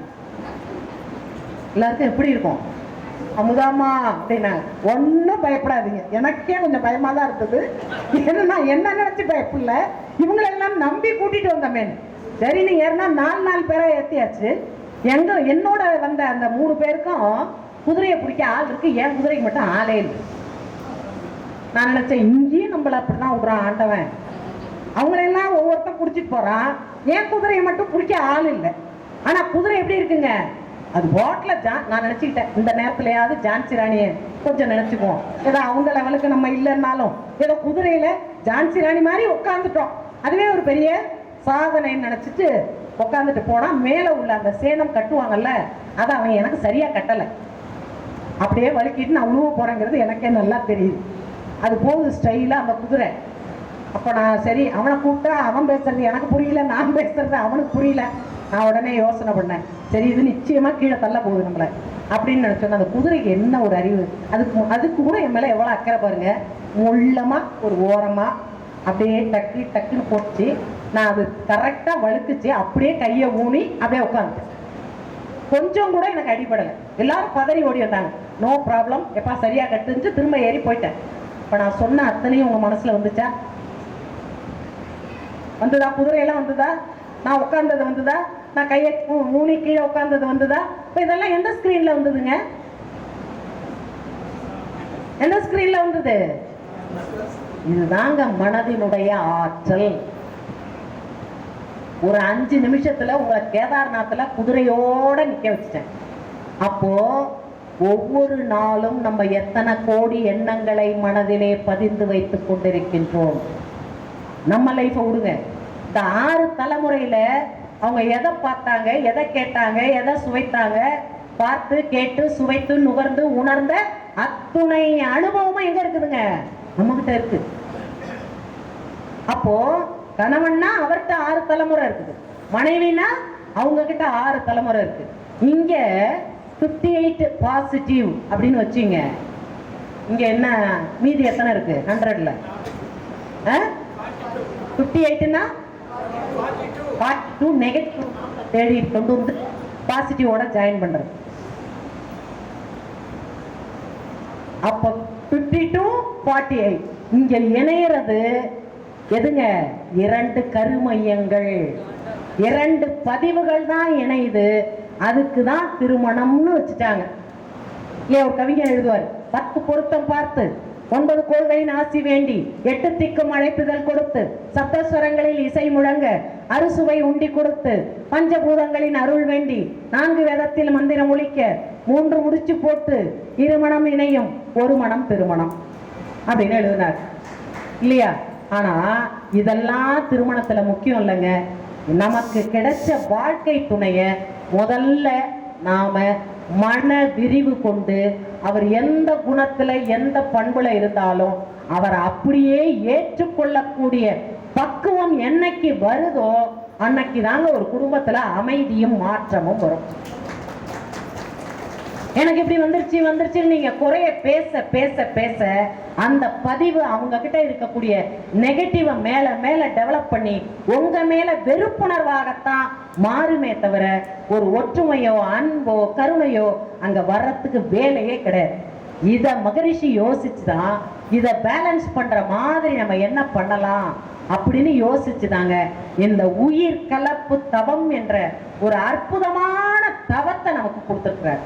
அப்ப ஒவ்வொரு குடும்பமும் அமைதியா இருக்கணும்னா இந்த முரண்பட்ட எண்ணங்களிலிருந்து அவர்களுடைய மனதை விடுவிச்சு இரண்டு பேரையும் ஒரு ஒத்த எண்ணத்தோடு அன்போடு கருணையோடு இருக்கக்கூடிய அந்த ஃப்ரீக்வன்சிக்கு கொண்டு வந்து ரெண்டு பேரையும் கனெக்ட் பண்ண வைக்கிறார். இதுதான் மனைவி நிலவேற்புல அவர் பண்ணக்கூடிய ஒரு அற்புதமான விஷயம். அதாவது அவையார் சொல்லுவாங்க, இல்லால் அகத்திருக்க இல்லாதது ஒன்றுமில்லை, இல்லாலும் இல்லாலே ஆமாயின் வழி கிடந்த மாற்றம் புலி கிடந்த தூராகி விடும்பா. அப்படின்னா என்ன அர்த்தம்னா, இல்லால் அப்படின்னா இல்லத்தை ஆளக்கூடிய, அந்த இல்லத்தை ஆளக்கூடிய பெண் வீட்டுல என்ன சொல்லக்கூடாதான், இல்லைன்னு சொல்லவே கூடாது. இப்போ உப்பு குறைஞ்சிக்கிட்டே வருதுன்னு வைங்க, வாங்கணும் அப்படின்னா என்ன சொல்லணும், நான்லாம் மாத்திக்கிட்டேன் நிஜமா. இந்த இதை படிச்ச என்னைக்கு நான் படிச்சனோ அன்னையிலேருந்து, ஏங்க உப்பு சரியாயிடுச்சுங்க வாங்கிட்டு வாங்க, புளி சரியாயிடுச்சுங்க என்ன இன்னும் கொஞ்சம் வாங்க, இது எப்படி இருக்கு பாருங்க. அந்த பாசிட்டிவ் வேர்ட்ஸை காலையிலேருந்து நைட்டு வரைக்கும் வீட்டில் முதல்ல பேசி பழகணும். இதெல்லாம் நம்ம நான் அட்வைஸா பண்ணல, நீங்க இது மாதிரி மாற்றி பாருங்களேன், நிறைய விஷயங்கள் உங்களுக்குள்ள மாற்றம் வரும். எப்போதுமே நெகட்டிவான வேர்ட்ஸ் நம்ம பயன்படுத்தக்கூடாது. ஆனா நம்முடைய கருமையத்துல நிறைய நெகட்டிவ்ஸ் தான் இருக்கு. அது அந்த பழக்கப்பதிவின் காரணமாக நம்ம என்ன பேசுறோம், அதையே தான் பேசுறோம் இல்லையா. அப்ப அவையார் என்ன சொல்றாங்க, இல்லாலும் இல்லாலே ஆமாயின் வழிகிடந்த மாற்றம். எத்தனை சம்பாரிச்சு கொண்டு வந்து எத்தனை வேண்டியதெல்லாம் செஞ்சாலும் மன நிறைவே இல்லாத ஒரு பெண் இருந்தான்னா வழி கிடந்த மாற்றம் புலி கிடந்த தூராகி விடுங்கிறாங்க. அந்த மாதிரி ஒரு பெண் இருக்கிற வீட்டுல கணவன் வெளியில போயிட்டு வீட்டுக்குள்ள போகும்போது வீட்டுக்கு போற உணர்வோட போகமாட்டான், புலி குகைக்குள்ள நுழையிற உணர்வோட தான் போவாங்கிறாங்க. பாருங்க அவையார். எங்க பாட்டி சொல்லுவாங்க, நான் யூடியூப்ல அதை சொல்லியிருக்கேன். அதாவது தக்காளி இல்லைன்னாலும் ரசம் வைக்கணும், மிளகு இல்லைன்னாலும் நீ ரசம் வைக்கணும், கருவேப்புள்ள கொத்தமல்லியே இல்லைன்னாலும் நீ ரசம் வைக்கணும், அப்பதான் நீ திறமைசாலி. எல்லாமே இருந்து நீ செய்யறது ஒன்றும் பெரிய விஷயம் கிடையாதுன்னு எங்க பாட்டி குழந்தையா இருக்கும்போது சொன்னது இன்னமும் எனக்கு ஞாபகம் இருக்கும். அப்போ நம்ம சில விஷயங்கள், குடும்ப அமைதி குடும்ப சந்தோஷம்னா ஆண் பெண் ரெண்டு பேருமே தன்னிடம் இருக்கக்கூடிய குறைபாடுகளை உணர்ந்து அதை மாற்றிக் கொள்வதற்கு என்ன பண்ணணுங்க, முதல்ல மனம் வரணும். நம்ம என்ன பண்ணுவோம், வாழ்க்கை ஆணா இருந்தா பெண்ணை மாறணும்னு நினைக்கிறோம், எதிர்பார்க்கிறோம், பெண்ணா இருந்தா ஆண் மாறணும்னு எதிர்பார்க்கிறோம். அவங்கவுங்க மாறணும்னு யாருமே நினைக்கிறது இல்லை. அதனாலதான் இவ்வளவு பிரச்சனை குடும்பத்துல. ஏன்னா எல்லாருக்குமே ஒரு அறியாமை இருக்குங்க. நம்ம என்னமோ 10% நம்ம பெரிய கரெக்ட் எல்லாத்துலயும், அது ஜீரோங்கிறது எப்போ வரும்னா மன்றத்துக்கு வந்தோன்னு தான் தெரியும். நம்ம எல்லாருமே நம்மள பெரிய அறிவாளின்னு நினைச்சிட்டு இருக்கோம், ஆனா அது கிடையாது. அப்ப பாத்தீங்கன்னா அந்த ரெண்டு பேருக்குள்ள, இப்ப நான் சொன்னேன் அது 52ன்னா இது 48, அது 54ன்னா இதுல மாறும் இல்லையா. அப்ப அது 50ன்னா இது 50ன்னா ஓரளவுக்கு ஒத்து அப்படியே பேலன்ஸ் பண்ணி போகும். 80 நெகட்டிவ் 20 பாசிட்டிவ்னா எப்படி இருக்கும் குடும்பம் பாருங்க, ரொம்ப கஷ்டம் இல்லையா. இவங்களுக்கும் அவங்களுக்கும் எண்ணத்துல 1% கூட என்ன ஆகாது. போன வருஷம் நான் மனைவிகளை வைப்பு கோயம்புத்தூர்லங்க 2 ஜட்ஜஸ் வந்திருந்தாங்க சீஃப் கெஸ்டா. அதுல ஒருத்தர் ஹைகோர்ட் ஜட்ஜு, இன்னொருத்தவங்க குடும்ப நல நீதிபதி, அவங்க லேடி. அவங்க வைணவத்துல ரொம்ப ஆர்வம் உள்ளவங்களாம். அவங்க ஃபீட்பேக் பேசும்போது சொன்னாங்க என்கிட்ட, அம்மா நான் வைணவத்துல ரொம்ப பெரிய நாராயணனை கும்பிடுற பக்தை, விஷ்ணு பக்தை. நான் கிட்டத்தட்ட 83 கோயிலுக்கு மேல நான் போயிட்டேன். ஆனா எந்த கோயிலுக்கு போனாலும் கிடைக்காத ஒரு அறிவு தெளிவு இந்த அறிவு திருக்கோயில்ல இருக்கு. இந்த கோயிலுக்கு நான் இது வரைக்கும் வரலன்னு ரொம்ப ஃபீல் பண்றேன் அப்படின்னு சொன்னாங்க. ஏன்னா ஒரு நாளைக்கு 50 கேஸ் வருதான் டைவர்ஸ் கேஸ். நான் கோயிலுக்கு போய் இதை வேண்டுவேன், ஆனா கோவிலுக்கு போய் வேண்டி இந்த மாற்றத்தை கொண்டு வர முடியாது. ஒவ்வொருவருக்குள்ளாகவும் இருக்கக்கூடிய நல்ல உணர்வுகளை தட்டி எழுப்பணும்னா உங்களை மாதிரி ஆசிரியர்களால தான் முடியும். நீங்க கொஞ்சம் எங்களுக்கு ஹெல்ப் பண்ணீங்கன்னா நாங்கள் இந்த டைவர்ஸ் கேஸ்லலாம் ஒரு நல்ல ஒரு மாற்றத்தை கொண்டு வந்து எப்போ வேணாலும் கூப்பிடுங்கம்மா, நாங்கள் அதுக்காகவே தான் தெரிஞ்சுக்கிட்டு இருக்கோம் அப்படின்னு நான் சொன்னேங்க. அப்போ ஒரு குடும்பத்துல கணவன் மனைவி தாங்க, மற்றவங்க எல்லாரையும் விடுங்க. இப்போ ஆணுக்கு ஒரு உதாரணம் ஆண் சொல்லியிருக்காரு, யாரு? திருவள்ளுவர். இல்வாழ்வான் என்பான் இயல்புடைய மூவர்க்கும் நல்லாட்சி நின்ற துணை. ஒரு இல்லறத்தான் சிறந்த இல்லறத்தை ஒருத்தன் நடத்துறான் அப்படின்னா அவன் 3 பேருக்கு தன்னுடைய கடமையை எந்த நிலையிலையும் குறையில்லாம செய்யும். பெற்றவங்களுக்கு, வாழ்க்கை துணைக்கு, பெற்ற குழந்தைகளுக்கு, இல்லையா? அப்ப ஆண்னா ஆண் எப்படி இருக்கணும்னு திருவள்ளுவர் சொல்றார், பெண்ணுன்னா எப்படி இருக்கணும்னா ஔவையார் சொல்றாங்க. ஆனா இதெல்லாம் நாம வெறும் ஏட்டளவுல படிச்சுட்டு போறதுனால, மகர்ஷி ஒரு கவியில சொல்லுவாங்க, பேசுனதெல்லாம் போதும் நிறுத்து, இன்னைக்காவது செயலுக்கு வா அப்படிம்பார். அப்போ குறை காணும் பழக்கத்தை விட்டு விட்டு நல்ல குணங்களையே பாராட்டும் பண்பு வேண்டும். எதுல இருந்தாலும் குறை கண்டுபிடிக்கிறது நமக்கு தெரியுங்க. 2 பேரும் சேர்ந்து உப்பு போடாம சமைச்சிட்டாங்க, சுவாமிஜியோட மனைவி 2 பேரும் சேர்ந்து வந்து சாப்பிட்டு வாசல்ல உட்காந்து பல்லு குத்திட்டு உட்காந்துருக்கிறார். 2 பேரும் நீ போட்டேன்னு நினைச்சேன், நான் போட்டேன்னு நினைச்சேன்னு 2 பேரும் வந்து கேட்கும் போது மகிழ்ச்சிகிட்ட பதறி வந்து அந்த அம்மா கேட்குறாங்க, ஐயோ ஏன் மாமா உப்பே போடலை, எப்படி சாப்பிட்டீங்க? இல்லைப்பா, ரொம்ப நாளாக உப்பு போடாமல் சாப்பிட்டா எப்படி இருக்கும்னு தெரிஞ்சுக்கணும்னு ஒரு எண்ணம் இருந்தது, அது இறைநிலை இன்னைக்கு தான் எனக்கு உணர்த்தி இருக்குன்றார். இப்போ நம்ம வீட்டிலலாம் நினச்சி பாருங்க, மகிழ்ச்சி சொல்லுவாங்க, மாமியார் மருமகளும் சேர்ந்து சமையல் பண்ணாங்க சாமிக்கு படைக்கிறதுக்கு. படைச்சி முடிச்சு சாப்பிட உட்காந்தோன்னு பொங்கலில் அந்த அம்மா உப்பே போடலை. மருமகள் கேட்டால், மாமி, மகிழ்ச்சி சொல்லுவோம் ரொம்ப அழகாக இருக்கும், மாமி இதில் உப்பு போடலை மாமி. அந்த சாமிக்கு உப்பு போடாமல் தான் படைக்கணும். யாரு? மாமியார். ஏன்னா தான் தவறு தெரியக்கூடாது மருமகளுக்கு. அப்படி சாமிக்கு படைச்சி அந்த சாமிக்கு காலத்துக்கும் உப்பு இல்லாமே படைக்க ஆரம்பிச்சிட்டாங்க. அப்ப ஒப்பிலா அப்பனை உப்புலி அப்பன்னு மாத்திட்டாங்க. அவன் என்ன உப்புக்கா ஏங்கிட்டு உட்கார்ந்துருக்கிறான்?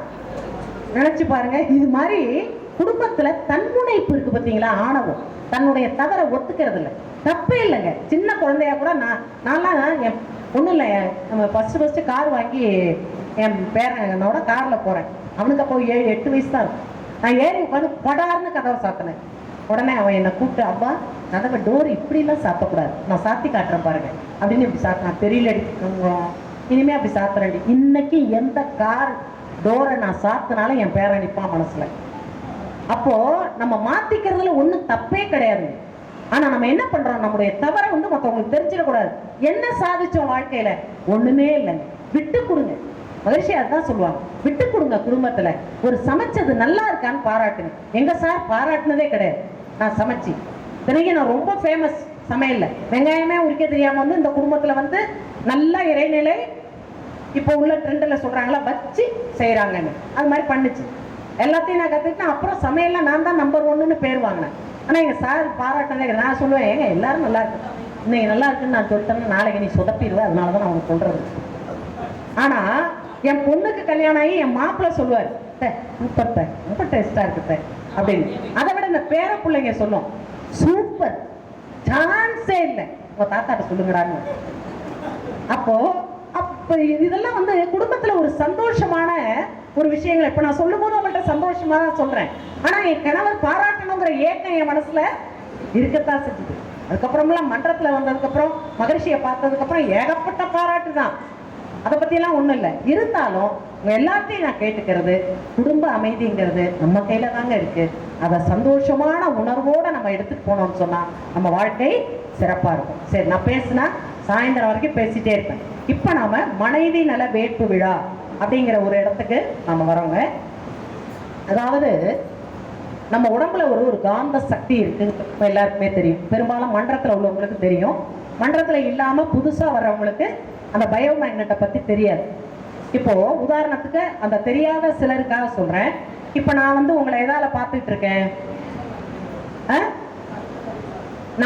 நான் உங்களை கண்ணால பாக்குறேன், நீங்க எதால பாக்குறீங்க? இதெல்லாம் ஒரு கேள்வியா? அப்புறம் நீங்க கண்ணால பார்த்தா நாங்களும் கண்ணால தானே பாக்குறோம். சரி, ரைட். ஆனா உண்மையிலேயே நம்ம கண்ணால பாக்குறோம்? உயிர் இல்லைன்னா கண்ணு பார்க்குமா? உயிர் விண்ணென்ற ஆகாச ஆற்றல் சுழன்று கொண்டு இருக்கிறது. அதிலிருந்து ஒரு எனர்ஜி கன்வெர்ட் ஆகிட்டே இருக்கு. அந்த எனர்ஜி கண்கள் வழியா வெளியில போலன்னு சொன்னா நீங்க என் கண்ணுக்கு தெரிய மாட்டேன். கரண்ட் இருக்கு ஒயர்ல, ஆனா அதை நம்ம பார்க்க முடியல. ஆனா அது என்னவா வருதுங்க? லைட்டா வெளியில வருது இல்லையா? அது போல உள்ள இருக்கக்கூடிய பயோ மேக்னெட் தான் கண்கள் வழியா, காது வழியா, தோல் வழியா, நாக்கு வழியா வெளியில வந்துட்டே இருக்கு, இந்த 5 புலன்கள் வழியா. அதுக்கு பேர் என்னங்க? ஜீவகாந்தம். அந்த ஜீவகாந்தம் இல்லை அப்படின்னு சொன்னா நம்ம சாப்பிட்ட உணவு சப்த தாதுக்களாக மாறாது. நாம சாப்பிட்டு வந்து உட்கார்ந்தோம், உப்புமா போட்டாலும் பழையதை போட்டாலும் எந்த உணவை போட்டாலும் அது சப்த தாதுவா மாறுது. ரசமாக, ரத்தமாக, தசையாக, கொழுப்பாக, எலும்பாக, மஜ்ஜையாக, வித்து சக்தியாக. உடலுக்கு எனர்ஜியா இதெல்லாம் கன்வெர்ட் பண்ணிட்டு எக்ஸஸா உள்ளதெல்லாம் டெலீட் பண்ணணும், உடம்புல இருந்து எடுக்கணும். அப்ப என்னென்னங்க? பசி, தாகம், தூக்கம், ஏப்பம், கொட்டாவி, இருமல், தும்மல், கண்ணீர், சிறுநீர், அபான வாயு, வித்து, வியர்வை, மலம் என்ற அந்த 14 ஆற்றலை என்ன பண்ணிட்டு இருக்குங்க? வெளியில தள்ளிட்டே இருக்கு. இதை ஏதாவது ஒண்ணு நம்ம செய்ய முடியுமா? என் இதயத்தை நான் இயக்க முடியுமா? என்னுடைய நுரையீரலை நான் இயக்க முடியுமா? என்ன கேட்காம, என்னை அறியாமல் என்னுள்ளே நீ இருக்க, உன்னை அறியாமல் உளுத்த மரவானேன் பூரணமேங்கிறார் பத்ரகிரியார். எனக்காக நீ எனக்குள்ள எவ்வளவு வேலை செஞ்சிட்டு இருக்கடா, ஆனா நான் உன்னை இதுவரைக்கும் தெரிஞ்சுக்கல இல்லையா? என்னிலே இருந்த ஒன்றை யான் அறிந்ததில்லையேன்னு சிவவாக்கியார் சொல்லுவார். அப்போ நம்ம உடம்புல இருக்கிற அந்த காந்தத்துக்கு பேர் என்னங்க? ஜீவகாந்தம். இந்த காந்தத்துல தான் இப்ப நான் கேதார்நாத்ல சொன்ன எல்லாமே காட்சியா வந்தது பாருங்க. அந்த ஜீவகாந்த களத்துல தான், அந்த ஸ்கிரீன்ல தான் அது வருது. அப்ப வர்றதை என்ன பண்ணும்னா ஜெனடிக் சென்டர், அந்த கருமையம் என்ன பண்ணும்னா பார்த்த, கேட்ட, சுவைத்த, நுகர்ந்த அத்தனையும் கொண்டு எங்க வைக்குங்க? கருமையத்துல, உடலின் மையத்துல, உயிரின் மையத்துல, உயிரின் உள்ள பதிய வச்சிடும். இப்போ இந்த பதிவுகளினுடைய தன்மைக்கு தகுந்தது மாதிரிதான் நம்முடைய எண்ணம், சொல், செயல் இருக்கும். அதனாலதான் கணவன் மனைவிக்குள்ள என்ன வருதுங்க? இவர் நினைக்கிறது ஒரு மாதிரி இருக்கும், அவர் நினைக்கிறது ஒரு மாதிரி இருக்கும், 2 பேருக்குள்ள ஒரு அண்டர்ஸ்டாண்டிங் இல்லாம இருக்கும். அப்போ இந்த உடலுக்குள்ளாக இருக்கக்கூடிய காந்தம் அதிகமாக வெளியேறுவது கர்மேந்திரியங்கள்ல கைகள் வழியாகவும், ஞானேந்திரியங்கள்ல கண்கள் வழியாகவும் தான் இந்த ஆற்றல் வெளியில வரும். அப்போ அந்த வெளியில வரக்கூடிய ஆற்றலை நாம கணவன் மனைவி இந்த 2 பேரையும் கனெக்ட் பண்ணி என்ன பண்றோம்னா, இவருடைய காந்தத்தை அவருக்குள்ளாகவும், அவருடைய காந்தத்தை இவங்களுக்குள்ளாகவும் அப்படியே 8 மாறி அப்படியே ஓட விட்டுறோம் கொஞ்ச நேரம். அப்ப என்ன ஆயிடும்னா, அந்த காந்தத்தை அவங்க உணரும் போது ஒரு பாசிட்டிவான எண்ணத்தோட அவங்கள, இது எல்லாரும் செய்ய மாட்டாங்க, நான் இப்படிதான் செய்வேன், அந்த பாசிட்டிவ் தாட்ஸ் அவங்களுக்குள்ள ஃபர்ஸ்ட் ஒரு பதிய வச்சுட்டு அந்த பதிவோடு கூடிய காந்தத்தை அவங்க 2 பேருக்குள்ள டிரான்ஸ்ஃபர் ஆகிற மாதிரி அப்படியே நம்ம என்ன பண்ணுவோங்க? கனெக்ட் பண்ணி விடுவோம். இப்போ இது மாதிரி செய்யும் போது என்ன நடக்கும்னா, அவங்க 2 பேருக்குள்ள இருக்கக்கூடிய பதிவுகள் எழுச்சி பெறாமலும் ஒரு நல்ல தூய தெய்வீகமான ஆற்றலாக அவங்களுடைய காந்தம் என்ன ஆகும்னா, அவங்க 2 பேருக்குள்ள எது இம்பேலன்ஸ்டா இருந்ததோ, பொருத்தமில்லாத தன்மையில இருந்ததோ, அதெல்லாம் என்ன ஆகுங்க? ஒரு இனிமையான உணர்வை 2 பேருக்குள்ள கொண்டு வரும். அப்ப அதுக்காகத்தான் மகர்ஷி இதுக்கு என்ன பேர் வச்சிருக்கிறாரு? உயிர் கலப்பு தவம், டிரான்ஸ்கரண்ட் மெடிடேஷன். காந்தத்தை என்ன பண்றாருங்க? கனெக்ட் பண்ணி விடுறாரு 2 பேருக்கும். அப்ப அந்த ஒரு தவத்தை நாம இப்போ செய்ய போறோங்க. அப்போ நல்லா தெரிஞ்சுங்க, குடும்பத்துல சமையல் பண்றதுங்கிறது ஒரு தெய்வீகமான விஷயம். ஏன் அப்படின்னா, கையால பொருளை எடுத்து போடுறோம், கண்ணால பார்த்து சமையல் பண்ணுறோம். அப்போ அந்த பயோ மேக்னெட் என்ன ஆகுங்க? அந்த பொருள் எல்லாம் ஊடுருவி போகும். என் பிள்ளை நல்லா சாப்பிடணும், எங்கள் கணவர் நல்லா சாப்பிடணும், எல்லாரும் இதை நல்லா சாப்பிடணும், ஆரோக்கியமாக இருக்கணும், அந்த உணர்வோட இதுங்களுக்கெல்லாம் நான் வடித்து கொட்டணும்னு தலையெழுத்துன்னு சமைச்சோம்னா நல்லா இருக்காது. சரிங்களா? எப்படி செய்யணுங்க? அந்த சமைத்தல் என்பது எங்கள் பாட்டி சொல்லுவாங்க, அந்த சமையல் பண்ணுறது தான் மகாலட்சுமி கடாட்சத்தை அந்த வீட்டுக்கு கொண்டு வரும்பா. அப்போது அந்த மாதிரி சமையல் பண்ணும் பொழுது நம்முடைய காந்தம் அதில் ஃபுல்லாக அப்படியே சார்ஜ் ஆகுது. நான் என்னுடைய அனுபவத்தில் பார்த்துருக்கேன், எங்கள் அம்மாவே சூப்பராக சமைப்பாங்க. ஆனால் எங்கள் அம்மாவை விட பாட்டி சமைக்கிறது இன்னும் சூப்பராக இருக்கும். ஏன்னா பிள்ளைங்களை விட பேர குழந்தைங்க மேலே பார்த்தீங்கன்னா நமக்கு இன்னும் ஈர்ப்பு அதிகம் இருக்கும். அப்போ பார்த்தீங்கன்னா அந்த உணவு இன்னுமே சுவையாகும். என் பேரெல்லாம் ஊர்லேருந்து வரும்போதே லிஸ்ட் அங்கேருந்து ஃபோனில் சொல்லிடுவான் என்ன வேணும். எல்லாத்தையும் நாங்கள் ரெடி பண்ணி வச்சோன்னே ஒன்று சாப்பிட பாராட்டுவான். அதுக்காகவே அவனுக்கு சமைச்சு போடணும்னு தோணும். அப்போ இதெல்லாம் குடும்பத்துல ஒரு சந்தோஷமான நிகழ்வு. அதே போல சமைக்கிறது மட்டும் இல்லைங்க, பரிமாறும் பொழுதும் நம்ம கையால அவங்களுக்கு எடுத்து போடும் பொழுது மகர்ஷி சொல்லுவாங்கல்ல, கரண்டின்னு ஏன் பேர் வச்சு தெரியுமா அப்படின்னு கேட்டார். அதெல்லாம் எங்களுக்கு எங்க தாமே தெரிஞ்சுது? எதுவுமே தெரியாம தானே வந்து உட்கார்ந்துருக்குறோம். இங்க கரத்தை அண்டி இருப்பதால் அதற்கு கரண்டி என்று பெயர் அப்படிம்பார். அப்போ அதை போடும் பொழுதும் ஒரு சந்தோஷமான உணர்வோட நம்ம பரிமாறணுங்க. இதெல்லாம் முக்கியம். எல்லாருக்கும் சிரிச்ச முகத்தோட, யார்கிட்ட பேசினாலும் ஒரு புன்சிரிப்போட, சந்தோஷத்தோட, நல்ல வார்த்தைகள், இனிமையான வார்த்தைகள், ஒரு பாசிட்டிவான ஒரு வைப்ரேஷனை கொடுக்குற மாதிரி இந்த உணர்வுகளை எல்லாம் நம்ம வளர்த்துக்கிட்டோம்னு சொன்னா, உண்மையிலேயே சொல்றேங்க, உலக அமைதி ரொம்ப தூரத்துல இல்லை, மிக விரைவில் நம்மளால அதை சாதகமாக்கி கொள்ள முடியும் அப்படிங்கிறத நம்ம எல்லாரும் மனசுல வச்சுட்டு, இப்போ தம்பதியரா வந்திருக்கிறவங்க எல்லாருமே ஜோடி ஜோடியா அப்படியே லைனா உட்காந்து நிறைந்து நிற்கட்டும். ஒரு தெய்வீகமான உணர்வினை நீங்கள் உங்களுக்குள்ளாக உணர்ந்து கொண்டிருக்கின்றீர்கள். 2 பேருமே மனதுல நான் சொல்றதை அப்படியே உள்வாங்கி அமைதியா கவனிங்க. எல்லாம் வல்ல அருள் பேராற்றல் கருணையினாலும் ஆசான் அருள் தந்தை அவர்களுடைய பூரண நல்லாசியோடு என்னுடைய வாழ்க்கை துணைவர் 2 பேருமே மனசுல வச்சுங்க. வாழ்க்கை துணைவி, வாழ்க்கை துணைவர், என்னுடைய வாழ்க்கை துணைவர் பரிபூரண ஆயுள் ஆரோக்கியத்தோடு, மன நிறைவோடு, மகிழ்ச்சியோடு, வாழ்க்கையில் எல்லா வளங்களும் நலங்களும் நிறைவாக வாழ்ந்த வளம். சகோதரிகள் அப்படியே இருந்தீங்க. உங்களுடைய வாழ்க்கை துணைவருக்கு நல்ல மகிழ்ச்சியா சிரிச்ச முகத்தோடு அப்படியே போடாதீங்க. அப்படியே சகோதரர்கள் உங்க மனைவியை பார்த்து வணங்கி வாழ்க்கை வளர்ந்து சொல்லுங்க. இல்லையா நான் சொல்லும் போது கொள்ளாமே சரி பரவாயில்ல எவ்வளவு ஒரு ஆர்வம் ஐடியா இருக்குங்க. சரி அப்படியே வந்து இப்போ சகோதரிகள் உட்காந்துங்க. உங்க வாழ்க்கை துணைவருக்கு வலது கையில அந்த அருட்காப்பை கட்டி விடுங்க. அருட்காப்பு நாசம், அருட்பேராற்றல் இரவும் பகலும் எல்லா நேரங்களிலும் எல்லா இடங்களிலும் எல்லா தொழில்களிலும் உறுதுணையாகவும் பாதுகாப்பாகவும் வழி நடத்துவதாகவும் அமையுமாக. வாழ்க வளமுடன் வணங்கி சொல்லுங்க. வாழ்க. இப்ப சகோதரர்கள் உங்க கையில் இருக்கக்கூடிய அந்த வாழ்க்கை துணைக்கு இடது கையில கட்டி விடுங்க. நான் அருட்காப்பு சொல்றேன். அருள் பேராற்றல் இரவும் பகலும் எல்லா நேரங்களிலும் எல்லா இடங்களிலும் எல்லா தொழில்களிலும் உறுதுணையாகவும் பாதுகாப்பாகவும் வழி நடத்துவதாகவும் அமையுமாக. வாழ்க வளமுடன், வாழ்க வளமுடன், வாழ்க வளமுடன். ஒருவரை ஒருவர் பார்த்து வணங்கி வாழ்க வளமுடன் சொல்லுங்க. வாழ்க வளமுடன். இப்ப அவங்க கையில மடியில கோத்து வச்சுக்கங்க. இது தனி நபரா வந்திருக்கிறவங்களும் இது அப்படியே மானசீகமா நீங்க சங்கல்பம் பண்ணலாம். உங்களுக்கும் அது மிகச்சிறந்த ஒரு பயனை கொடுக்கும். சுட்டு விரல் அந்த நாடியில இருக்கிற மாதிரி வரும். அதாவது கடவுளோட நாடியில இருக்கணும். கை இப்படி கோத்து நல்லா போட்டு பிடிங்க. 2 பேருக்குள்ள அது நல்ல பூரணமா கலந்து இதோட பாருங்க.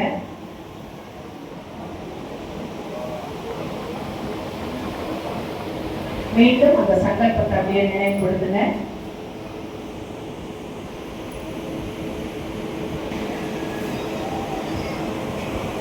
இப்ப கண்களை போய் மீண்டும் கைகளை மனம் வைங்க.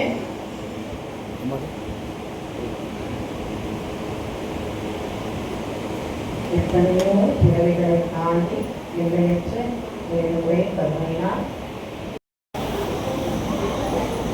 வாழ்க வையகம், வாழ்க வையகம், வாழ்க வளமுடன். குரு வாழ்க, குருவே பெறணும் அப்படின்னு சொல்லியிருக்காங்க. அது நம்ம எல்லாருக்குமே தெரியும். தலையாத கல்வியும் குறையாத வயதுமோ கபடுவாராத நட்பும் கன்றாத வளமையும் குன்றாத இளமையும் கல்வி இல்லாத உடலும் சலியாத மனமும் அன்பகலாத மனைவியும் தவறாத சந்தானமும் தாழாத கீர்த்தியும் மாறாத வார்த்தையும் ஒரு தடைகள் வாராத குறையும் கோணாத கோடும் தொலையாத நிதியமும் ஒரு துன்பம் இல்லாத வாழ்வும் தூயனின் பாதத்தில் அன்பும் வேண்டி பெரிய தொண்டரோடு கூட்டு கண்டாய் அலையாழி அறிந்துயிலுமா எனது தங்கையே சுபவாணி அருள்வாயினி அபிராமியே என்ற அபிராமி பட்டர் சொன்ன அந்த 16 செல்வ விழாவிற்கு வந்திருக்கும் அனைவருக்கும் வணக்கம். வாழ்க வளமுடன். எங்களை இங்கே கூட்டிருக்கும் அனைவருக்கும் நன்றி. வாழ்க வளமுடன். ரொம்ப நன்றி. வாழ்க வளமுடன். வாழ்க வளமுடன்.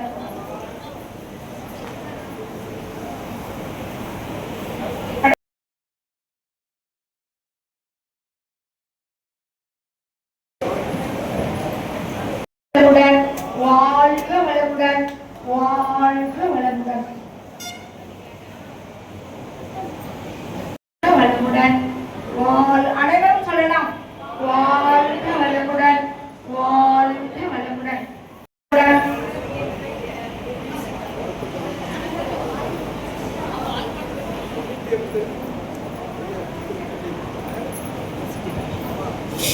வாழ்க வளமுடன். வாழ்க வளமுடன். வாழ்க வளமுடன். வாழ்க வளமுடன். வாழ்க வளமுடன். வாழ்க வளமுடன். அடுத்ததாக அம்மா அவர்கள் தங்களுக்கு நினைவு பரிசை அளிக்கின்றார். வாழ்க வளமுடன். வாழ்க வளமுடன். வாழ்க வளமுடன்.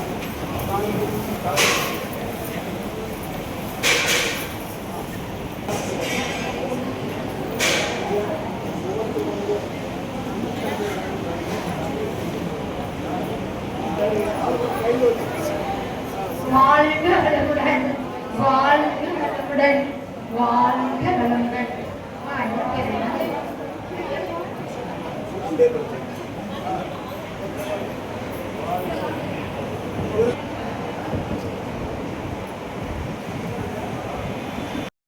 வாழ்க வளமுடன். வாழ்க வளமுடன். அடுத்த இந்த பரிசு வழங்கப்படும் வாழ்த்துக்கள். எல்லாருக்கும் பசி நேரம், அதனால நான் ஒரு 3 நிமிஷம் தான் பேச போகிறேன். நன்றி.